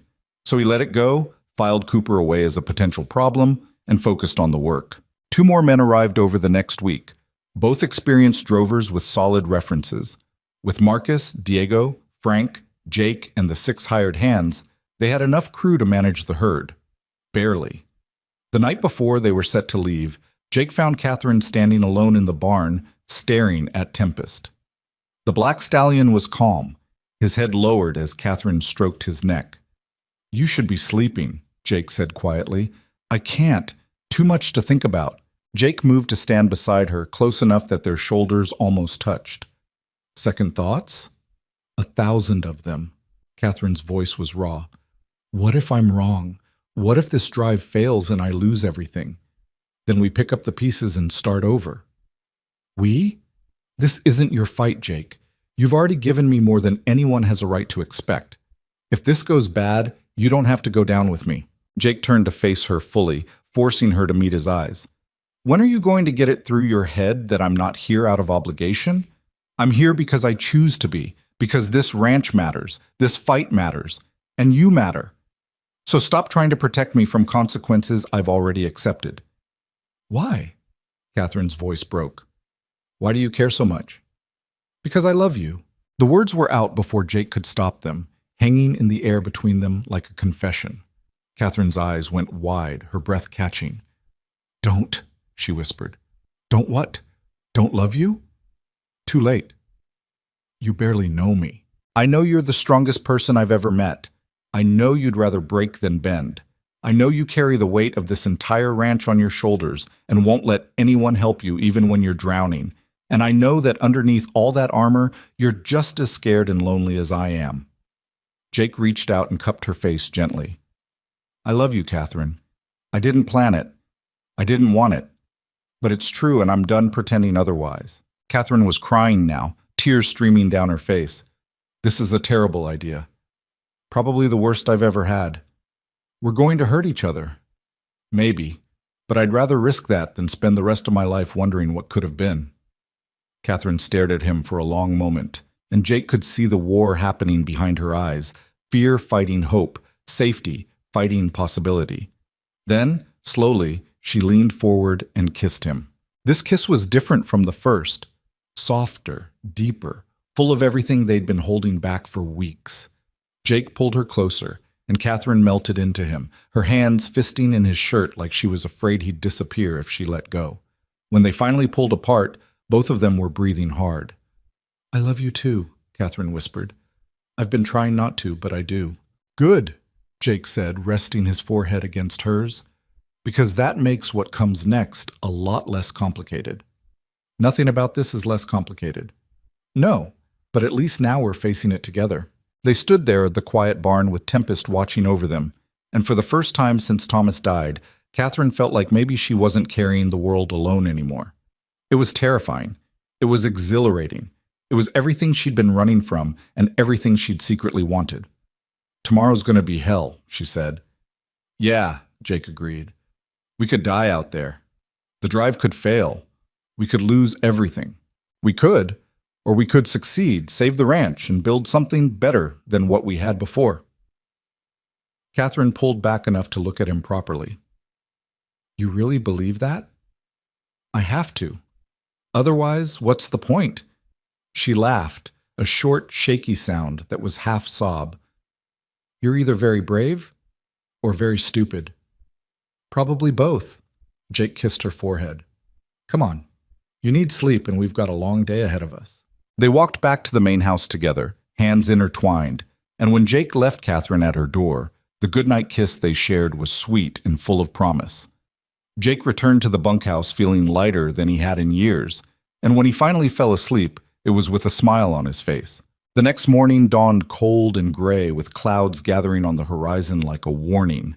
The crew assembled in the yard just after sunrise. 10 men, 500 cattle, 3 weeks of brutal terrain between them and Santa Fe. Catherine stood on the porch in her riding clothes, her hair braided back, her rifle slung across her shoulder. She looked like a warrior preparing for battle. "Listen up," she called out, and every man turned to face her. "I won't lie to you, this drive is going to be hard. We're understaffed, under-equipped, and working against the clock. But if we make it to Santa Fe, everyone here gets paid double what we agreed on. You stick with me, you work hard, and you follow orders, we all come out of this better than we went in. That's my promise. Any questions?" Silence. Catherine nodded, satisfied. "Then let's move out." The drive began slowly, the cattle reluctant to leave familiar pasture. But Marcus and Diego knew their work, and within an hour, the herd was moving steadily south with the crew spread out in a loose perimeter. Jake rode point with Catherine, setting the pace, while Marcus brought up the rear and watched for stragglers. They made good time the first day, covering nearly 15 miles before stopping to make camp. The crew worked efficiently, some tending the herd, others building fires and preparing food. Jake watched Cooper carefully, but the man seemed focused on his work, giving no indication of trouble. That night, after the rest of the crew had bedded down, Jake found Catherine sitting alone by the fire, staring into the flames. "Can't sleep?" he asked, settling down beside her. "Too much adrenaline." She leaned into him, and Jake wrapped an arm around her shoulders. "I keep waiting for something to go wrong." "It will," Jake said honestly. "Drives always have problems. The question is whether we can handle them when they come." "Comforting." "I'm not here to comfort you. I'm here to tell you the truth." Catherine smiled slightly at that. "I love that about you. You don't sugarcoat things." Life's too short for pretty lies. They sat in comfortable silence, watching the fire burn down to embers. Around them, the night was alive with sounds, cattle lowing softly, men snoring, the wind moving through grass. It was peaceful in a way that felt fragile, like glass that could shatter at any moment. "Jake?" "Yeah?" "Thank you. For everything." "You don't have to thank me." "Yes, I do." Catherine turned to look at him, her eyes reflecting firelight. "You saved me. Not just the ranch, me. I was drowning, and I didn't even realize it until you showed me what it felt like to breathe again." Jake kissed her gently. "We saved each other." They stayed by the fire until the embers died completely, then walked back to their respective bedrolls holding hands. It was a small gesture, but it felt monumental, a public acknowledgement of what existed between them. A few of the crew noticed, but nobody said anything. They had bigger things to worry about. The trouble started on the fourth day. They were crossing a shallow river when the cattle spooked, something in the water, maybe a snake, or just the current shifting. The herd panicked, scattering in 3 different directions with terrifying speed. Jake and Marcus worked frantically to turn them back, shouting orders to the crew, but it was chaos. Cattle were running, men were cursing, and in the middle of it all, Jake saw Cooper deliberately drive a section of the herd away from the main group. "Cooper!" Jake shouted. "What are you doing?" Cooper didn't respond. He just kept driving the cattle west, away from the river and toward a rocky outcropping where they'd be impossible to retrieve. Jake spurred his horse after him, fury burning in his chest. He'd known Cooper was trouble, had told Catherine as much, and now they were paying the price. He caught up to Cooper just as the man reached the rocks and grabbed his horse's reins. "I said, what are you doing?" Cooper's expression was cold. "Following orders." "Whose orders?" "Whitmore's. He paid me good money to make sure this drive fails."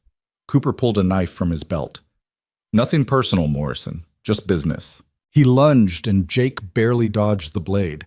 They grappled on horseback, both of them fighting for control of the knife while their horses danced nervously beneath them.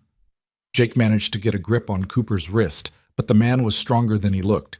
They crashed to the ground hard, rolling in the dirt, and Jake felt the knife slice across his ribs, shallow but painful. Marcus appeared out of nowhere, his rifle trained on Cooper. "Drop it." Cooper froze, then slowly released the knife. Marcus kicked it away and hauled Cooper to his feet, his expression murderous. "You've got about 5 seconds to explain before I shoot you," Marcus said. "Already told Morrison everything he needs to know," Cooper said, spitting blood. "Whitmore doesn't want this drive to succeed. He paid me to sabotage it. And before you ask, no, I'm not the only one." Jake's blood went cold. "What do you mean?" Cooper smiled, revealing bloody teeth. "Whitmore hedged his bets. There's someone else on your crew working for him. I don't know who, but they're out here, and they're going to finish what I started." "You're lying," Marcus growled. "Maybe. Guess you'll find out." Marcus looked at Jake. "What do we do with him?" Jake thought fast. They couldn't afford to spare a man to escort Cooper back to town, but they couldn't trust him with the herd either. And if Cooper was telling the truth about another saboteur, they had bigger problems. "Tie him up, put him on a horse, and take him back to Catherine," Jake said. "Let her decide. In the meantime, we need to round up those scattered cattle before we lose them completely." It took 3 hours to gather the herd back together, and even then they were missing nearly 40 head. Catherine was furious when she heard about Cooper, but she kept her anger tightly controlled. "We leave him tied to a tree with enough water for 3 days, she said coldly. "If he's lucky, someone will find him before he dies of exposure. If not," she shrugged. "That's the risk you take when you betray people." It was harsh, but nobody argued. They couldn't afford mercy right now. The drive continued, but the atmosphere had changed. Everyone was suspicious, watching each other for signs of betrayal. Jake found himself studying the crew constantly, trying to figure out who else might be working for Whitmore. But everyone seemed genuine, and that made it worse. The enemy could be anyone. 2 days later, disaster struck again. They were camped in a narrow valley when the storm hit. A vicious autumn tempest with lightning that split the sky and rain that turned the ground to mud within minutes. The cattle panicked again, and this time there was no stopping them. They stampeded into the darkness, taking 2 of the pack horses with them. Catherine and Jake rode into the chaos, trying desperately to turn the herd, but it was useless. The cattle were beyond control, driven by pure terror. All they could do was stay out of the way and hope nobody got trampled. When morning came, the damage was catastrophic. They'd lost over 100 head of cattle, 3 horses, and most of their supplies. Worse, Frank had been thrown during the stampede and broken his leg so badly the bone was visible through the skin. Catherine knelt beside him in the mud, her face white with shock. "We need to get him back to the ranch. He needs a doctor." "That's 2 days' ride," Marcus said grimly. "And we can't spare the men." "Then I'll take him myself." "Catherine, I'm not leaving him here to die." Her voice cracked. "We've already lost too much." Jake placed a hand on her shoulder. "Marcus is right. We can't spare you or the men, but we can splint Frank's leg, make him comfortable, and send someone back for help once we reach Santa Fe." "He might not last that long," Catherine said, tears streaming down her face. "I know, but it's the only option we have." They splinted Frank's leg as best they could and loaded him onto one of the remaining pack horses. He was feverish, delirious with pain, but conscious enough to understand what was happening. "Leave me," Frank whispered. "Save the herd." "Shut up," Catherine said, her voice fierce. "You're coming with us, and you're going to make it. That's an order." Frank smiled weakly. "Yes, ma'am." They buried the lost supplies, counted the remaining cattle, 370 head, not nearly enough, and pressed on. But morale was shattered, and Jake could feel the crew's faith crumbling. They were exhausted, underfed, and terrified, and they still had over a week to go. That night, Catherine broke down. Jake found her behind one of the wagons, sobbing so hard she couldn't breathe. He pulled her into his arms and held her while she fell apart, her body shaking with the force of her grief. "I can't do this," she gasped. "I can't. It's too much. I'm going to lose everything, the cattle, the ranch, Frank, all of it." "You're not going to lose everything," Jake said firmly. "We're going to make it to Santa Fe. We're going to sell what's left of the herd, and we're going to save Frank. I promise." "You can't promise that. Watch me." Catherine pulled back enough to look at him, her face streaked with tears and mud. "How are you so calm?" "I'm not calm. I'm terrified. But I learned a long time ago that falling apart doesn't help. So I'm choosing to believe we'll make it. And I'm choosing to fight like hell to make sure we do." Catherine stared at him, and something in her expression shifted. The despair didn't disappear, But it was joined by something else. Determination, maybe, or just stubborn refusal to give up. She wiped her face roughly and took a shaky breath. "Okay," she said. "Okay. We keep going. That's my girl." They rejoined the crew and somehow, impossibly, they kept moving. The days blurred together, endless hours of riding, watching, worrying. Frank's condition worsened, his fever spiking dangerously high. 2 more cattle were lost to predators. And Jake still couldn't shake the feeling that someone on the crew was waiting for the perfect moment to strike. On the 12th day, they finally saw Santa Fe on the horizon. The city sprawled across the desert like a promise. Adobe buildings glowing gold in the late afternoon sun. Catherine let out a sound that was half laugh, half sob, and Jake felt something loosen in his chest. They'd made it. Against all odds, they'd actually made it. The crew drove the exhausted cattle into the city stockyards, where buyers immediately descended like vultures. Catherine negotiated fiercely, refusing to be lowballed despite their obvious desperation. In the end, she sold the entire herd for enough money to pay off her remaining debts, cover the crew's wages, and have a small cushion left over. It wasn't a fortune. It wasn't even close to what they would have made at the Dry Creek Valley auction. But it was enough. Frank was rushed to a doctor who confirmed that the leg was badly infected but treatable. Diego and Marcus handled paying the crew while Catherine and Jake collapsed in a hotel room, too exhausted to do anything but sleep. When Catherine woke, it was dark outside, and Jake was sitting by the window, staring out at the city lights. "Hey," she said softly. He turned and smiled. "Hey yourself, how do you feel?" "Like I've been trampled by 500 cattle." Catherine sat up, wincing. "But we made it." "We made it," Jake agreed. Catherine crossed the room and wrapped her arms around him from behind, resting her chin on his shoulder. "I couldn't have done this without you." "Yes, you could have. You're the strongest person I know." "Maybe. But I'm glad I didn't have to." They stood there in comfortable silence, watching the city sleep. Tomorrow would bring new challenges. The journey home, rebuilding the herd, dealing with whatever revenge Whitmore had planned. But tonight, they were safe. They were together. And they had hope. "Jake?" Catherine said quietly. "Yeah?" "When we get back to the ranch, I want you to stay.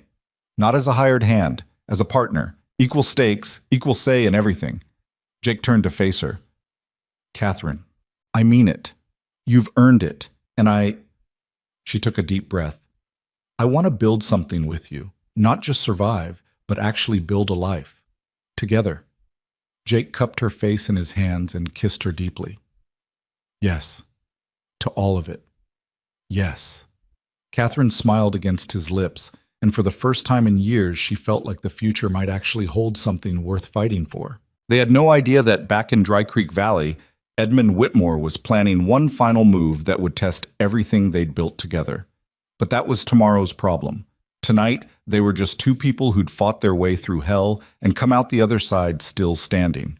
And that was enough. The journey back to Dry Creek Valley took 8 days instead of 6 because Frank's leg required frequent rest stops and careful monitoring.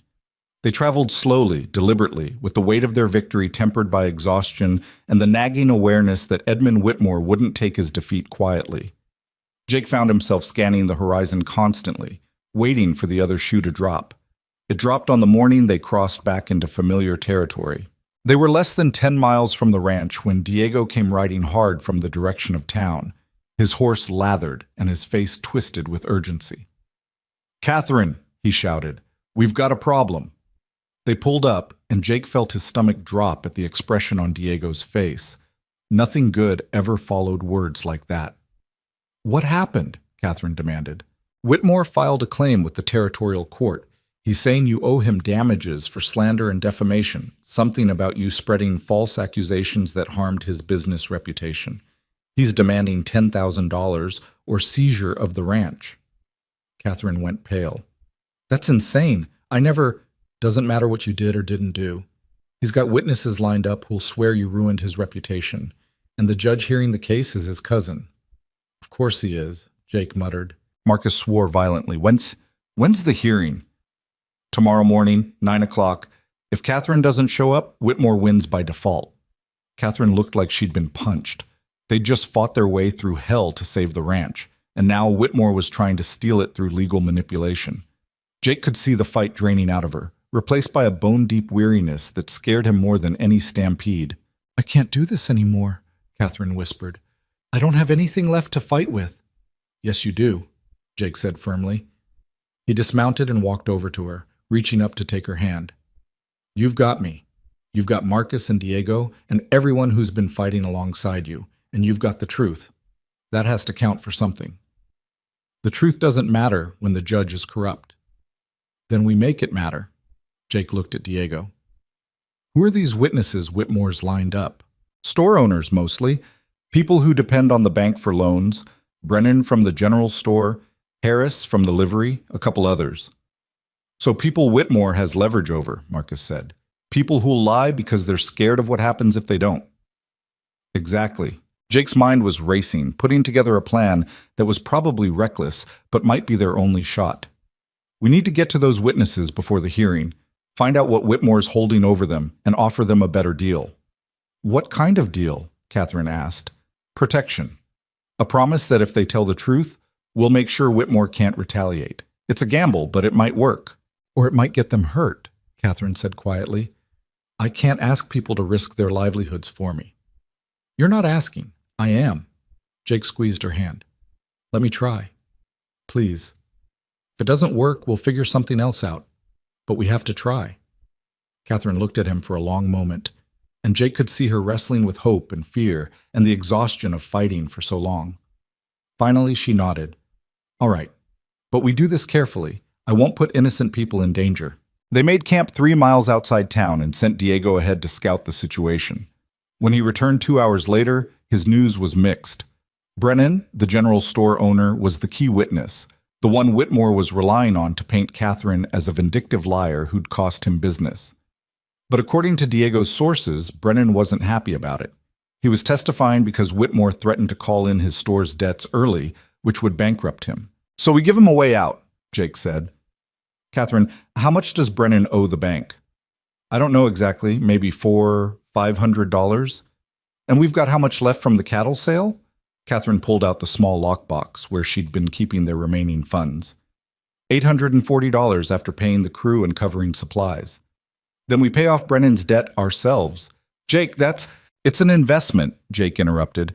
"We buy his freedom, he tells the truth, and Whitmore's case falls apart. It's worth every penny." Marcus was nodding slowly. "It could work, but we'd need to move fast. Whitmore's probably got men watching Brennan to make sure he doesn't change his mind." "Then we go tonight," Jake said. "Quiet. Just me and Catherine.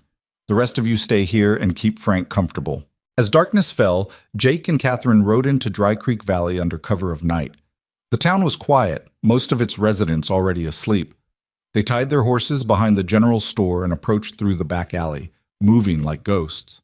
Jake knocked softly on the rear door. After a long moment, it cracked open, and Brennan's suspicious face appeared in the gap. "What do you want?" he hissed. "To help you," Catherine said quietly. "Can we come in?" Brennan hesitated, then opened the door wider. Inside, the store was dark, except for a single lamp burning on the counter. Brennan looked terrible, his face drawn, his eyes bloodshot, his hands shaking as he locked the door behind them. "If Whitmore finds out I talked to you, I'm finished," he said. "Then we make sure he doesn't find out," Jake replied. "How much do you owe the bank?" $460. Why? Catherine pulled out the lockbox and began counting bills. "Because we're going to pay it off. Tonight. All of it." Brennan stared at the growing pile of money on his counter like it was a snake that might bite him. "I don't understand." "It's simple," Jake said. "We pay your debt, Whitmore loses his leverage, and tomorrow you tell the truth in court. You don't owe us anything except honesty." "Whitmore will destroy me." "Not if we destroy him first." Catherine's voice was steel. "I'm done playing defense, Mr. Brennan. I'm done letting that man terrorize this town. But I need people to stand with me. I need you to stand with me." Brennan looked at her, then at the money, then back at her. Jake could see the war happening behind his eyes. Fear versus principle. Safety versus justice. It was the kind of choice that defined a person's character, and Jake found himself holding his breath while they waited for the answer. "Tell me exactly what you need me to say," Brennan said finally. Relief flooded through Jake so powerfully it made him dizzy.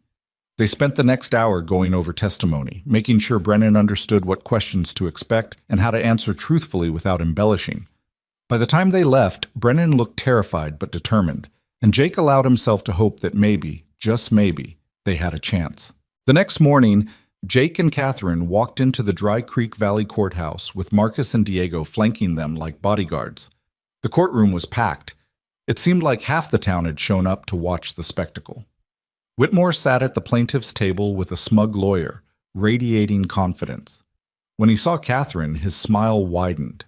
The judge, a gray-haired man named Hutchins, who had Whitmore's eyes and probably his morals, banged his gavel and called the court to order. Whitmore's lawyer stood and began his opening statement, painting Catherine as a bitter widow who'd spread malicious lies about an honest businessman out of spite and jealousy. It was a masterful performance, full of righteous indignation and carefully chosen words designed to make Catherine look unstable. When it was Catherine's turn to respond, she stood with quiet dignity. "Your Honor, I've never lied about Edmund Whitmore. I've told people exactly what he is. A man who uses intimidation and corruption to steal from those weaker than himself. If the truth damages his reputation, that's his problem, not mine." A murmur ran through the courtroom. Judge Hutchins banged his gavel. "You'll have a chance to present evidence, Miss Sterling. For now, sit down." Whitmore's lawyer called his first witness, a nervous banker who testified that Catherine had come to the bank and loudly accused Whitmore of fraud in front of other customers. It was a lie, but the banker delivered it convincingly.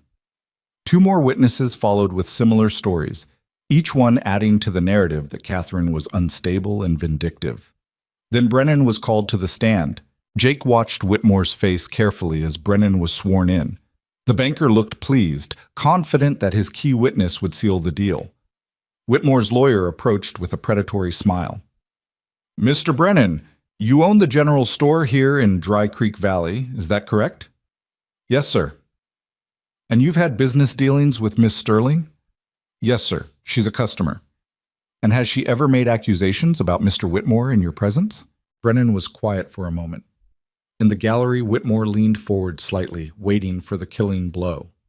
"No, sir," Brennan said clearly. "She is not." The courtroom erupted. Whitmore's face went from pleased to furious in less than a second. His lawyer stammered, trying to recover. "Mr. Brennan, are you certain you told me just yesterday?" "I told you what you wanted to hear because you threatened to ruin me if I didn't," Brennan interrupted, his voice growing stronger. "But Miss Sterling paid off my debts last night, which means I don't owe you or the bank anything anymore, so I'm going to tell the truth. Catherine Sterling never slandered Edmund Whitmore. She told people facts. Facts about how he manipulates interest rates, intimidates borrowers, and uses criminal tactics to steal property. If you want to talk about damaged reputations, maybe we should discuss why half the people in this courtroom are too scared to speak against him." Judge Hutchins was banging his gavel frantically, trying to restore order, but it was too late. Brennan had opened the floodgates, and other people in the gallery were starting to murmur their own stories about Whitmore's corruption. The judge called a recess, and during the break, two other witnesses for the plaintiff suddenly developed convenient amnesia about what Catherine had supposedly said. When court resumed, Whitmore's lawyer tried to salvage the case by attacking Brennan's credibility, but the damage was done. The truth was out, and even Judge Hutchins couldn't ignore it without making his bias obvious. After less than an hour of deliberation, the judge dismissed Whitmore's claim with prejudice. Catherine stood as the verdict was read, and Jake saw tears streaming down her face, not tears of sadness, but of relief so profound it was almost painful to witness. They walked out of the courthouse into bright morning sunshine, and the small crowd that had gathered outside broke into spontaneous applause. "You did it," Jake said, wrapping his arms around her. "We did it," Catherine corrected, her voice muffled against his chest. "All of us." Whitmore emerged from the courthouse moments later, his face purple with rage. He locked eyes with Catherine across the courtyard, and Jake tensed, ready for violence. But Whitmore just sneered. "This isn't over," he said. "Yes, it is," Catherine replied calmly. "You've lost, Edmund. Your reputation is destroyed, your schemes are exposed, and if you come near me or my ranch again, I'll make sure everyone from here to the territorial capital knows exactly what kind of man you are. Now get out of my sight." Whitmore looked like he wanted to argue, but something in Catherine's expression The absolute certainty that she'd won made him think better of it. He turned and stalked away, and Jake felt the last of the tension drain from his body. They celebrated that night at the ranch with what was left of the crew. Frank was recovering slowly, his legs splinted and elevated, but he was conscious enough to join the festivities from his cot. Diego produced a bottle of whiskey that he'd been saving for a special occasion, and Marcus actually smiled, a rare sight that made everyone do a double take. "To Catherine Sterling," Diego said, raising his glass. "The toughest woman in the territory." "To survival," Marcus added. "To new beginnings," Jake said, his eyes locked on Catherine's. They drank, and for a few hours the weight of the past months lifted. They were just people who'd fought through hell together and come out the other side still standing. The ranch was saved, the debts were paid, Whitmore was defeated. It felt like a miracle, even though Jake knew it was just the result of hard work, stubbornness, and more luck than they probably deserved. Later, after the others had drifted off to sleep, Jake and Catherine sat on the porch steps watching the stars. Tempest stood in his corral nearby, a dark silhouette against the night sky.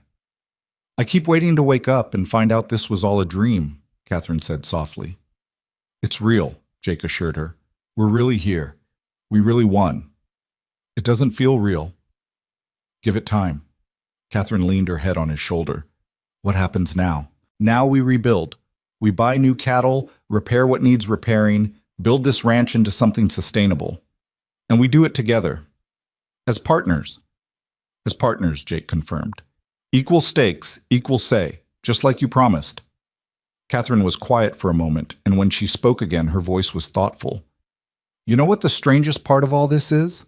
"What?" "I spent 2 years convinced I had to do everything alone. I thought accepting help meant weakness, that independence meant isolation. And I was drowning, Jake. I was drowning and didn't even realize it until you showed me what it felt like to have someone actually stand beside me instead of trying to control me or save me." "You didn't need saving," Jake said. "You just needed someone who saw you for who you really are and loved you anyway." "Is that what this is? Love?" Jake turned to look at her properly. "Yeah, that's what this is, at least for me." Catherine smiled, and it transformed her face, made her look younger, lighter, like the weight she'd been carrying had finally been set down. "For me, too. I love you, Jake Morrison. I don't know how it happened so fast, but I do."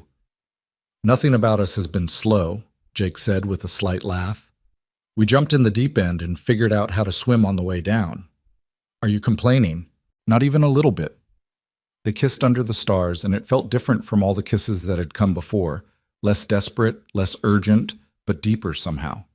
It felt like a promise, like the beginning of something they'd both been searching for without knowing what it was called. Over the next 3 months, the Sterling Ranch transformed. Jake and Catherine worked side by side, rebuilding the herd, repairing structures, implementing new breeding programs that focused on quality over quantity. Marcus grudgingly admitted that Jake's ideas were sound, and the two men developed a working relationship built on mutual respect, if not exactly friendship.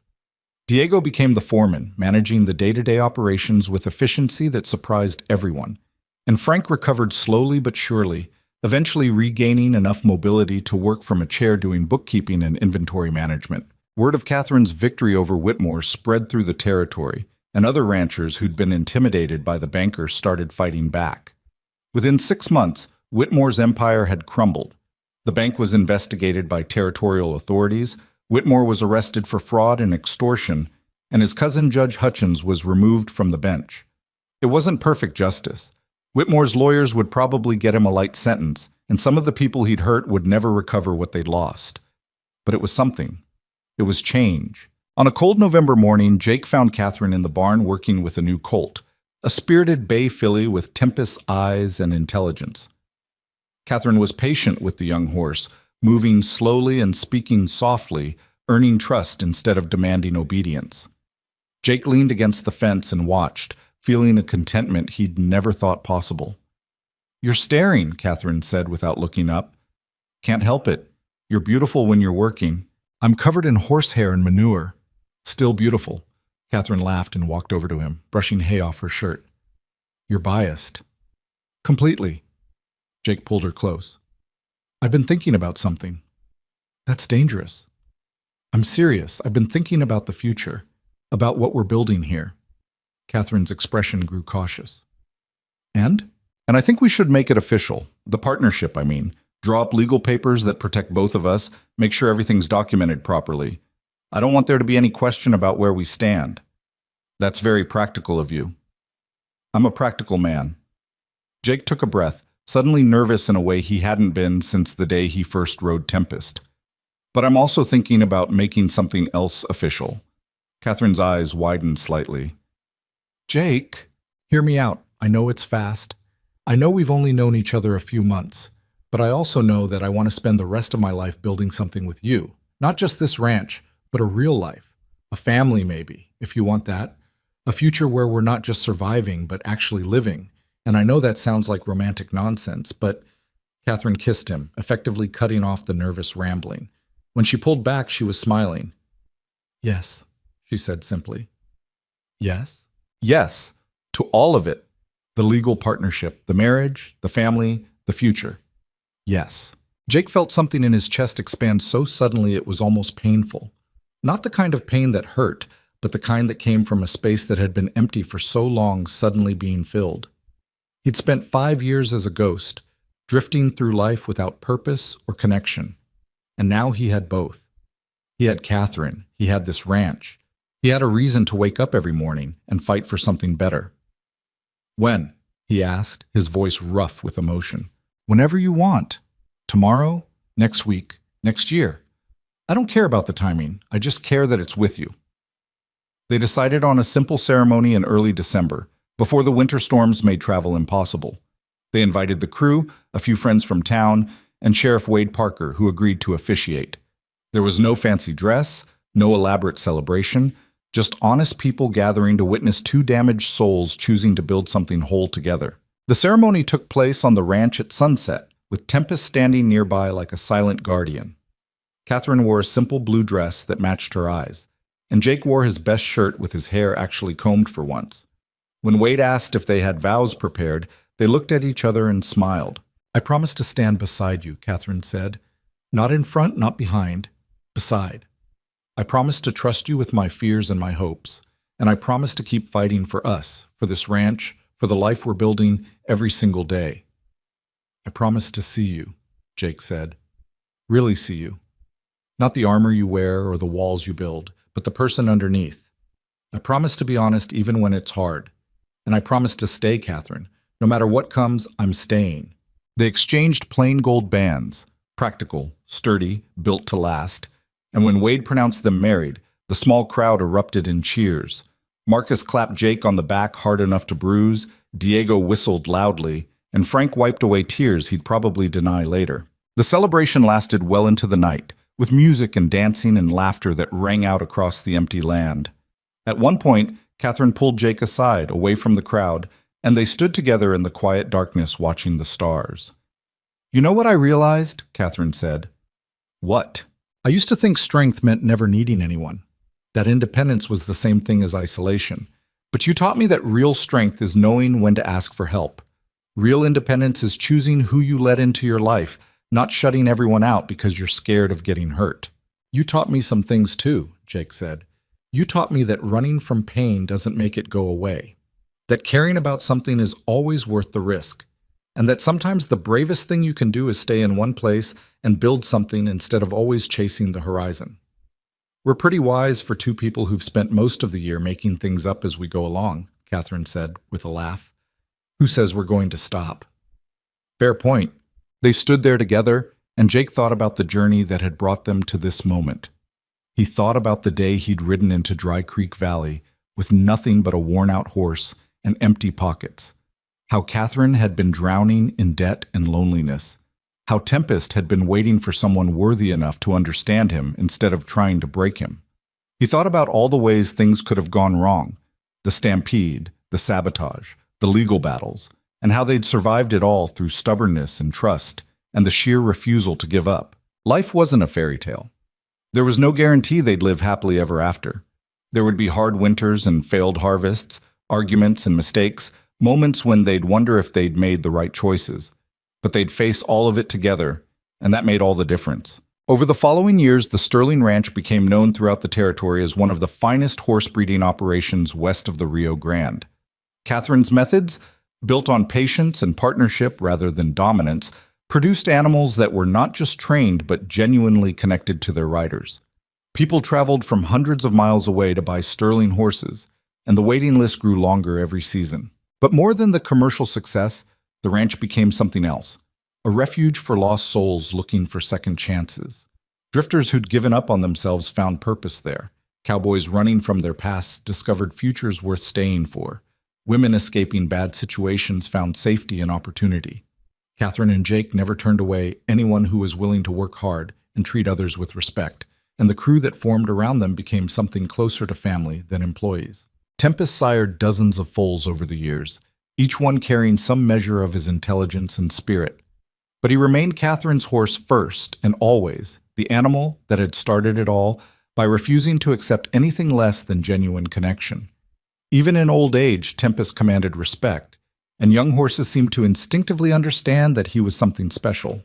Jake never forgot what it felt like to be a ghost drifting through life without purpose. That memory kept him grounded, kept him grateful, kept him fighting for every person who showed up at the ranch looking for the same thing he'd once needed, a place to belong. And Catherine never forgot what it felt like to drown alone, which meant she never took for granted the partnership they'd built or the life they'd created together. They had 3 children over the years, 2 daughters and a son, all of them inheriting their parents' stubbornness and their unwillingness to accept easy answers. Catherine taught them how to read horses, how to earn trust instead of demanding obedience, how to be strong without being cruel.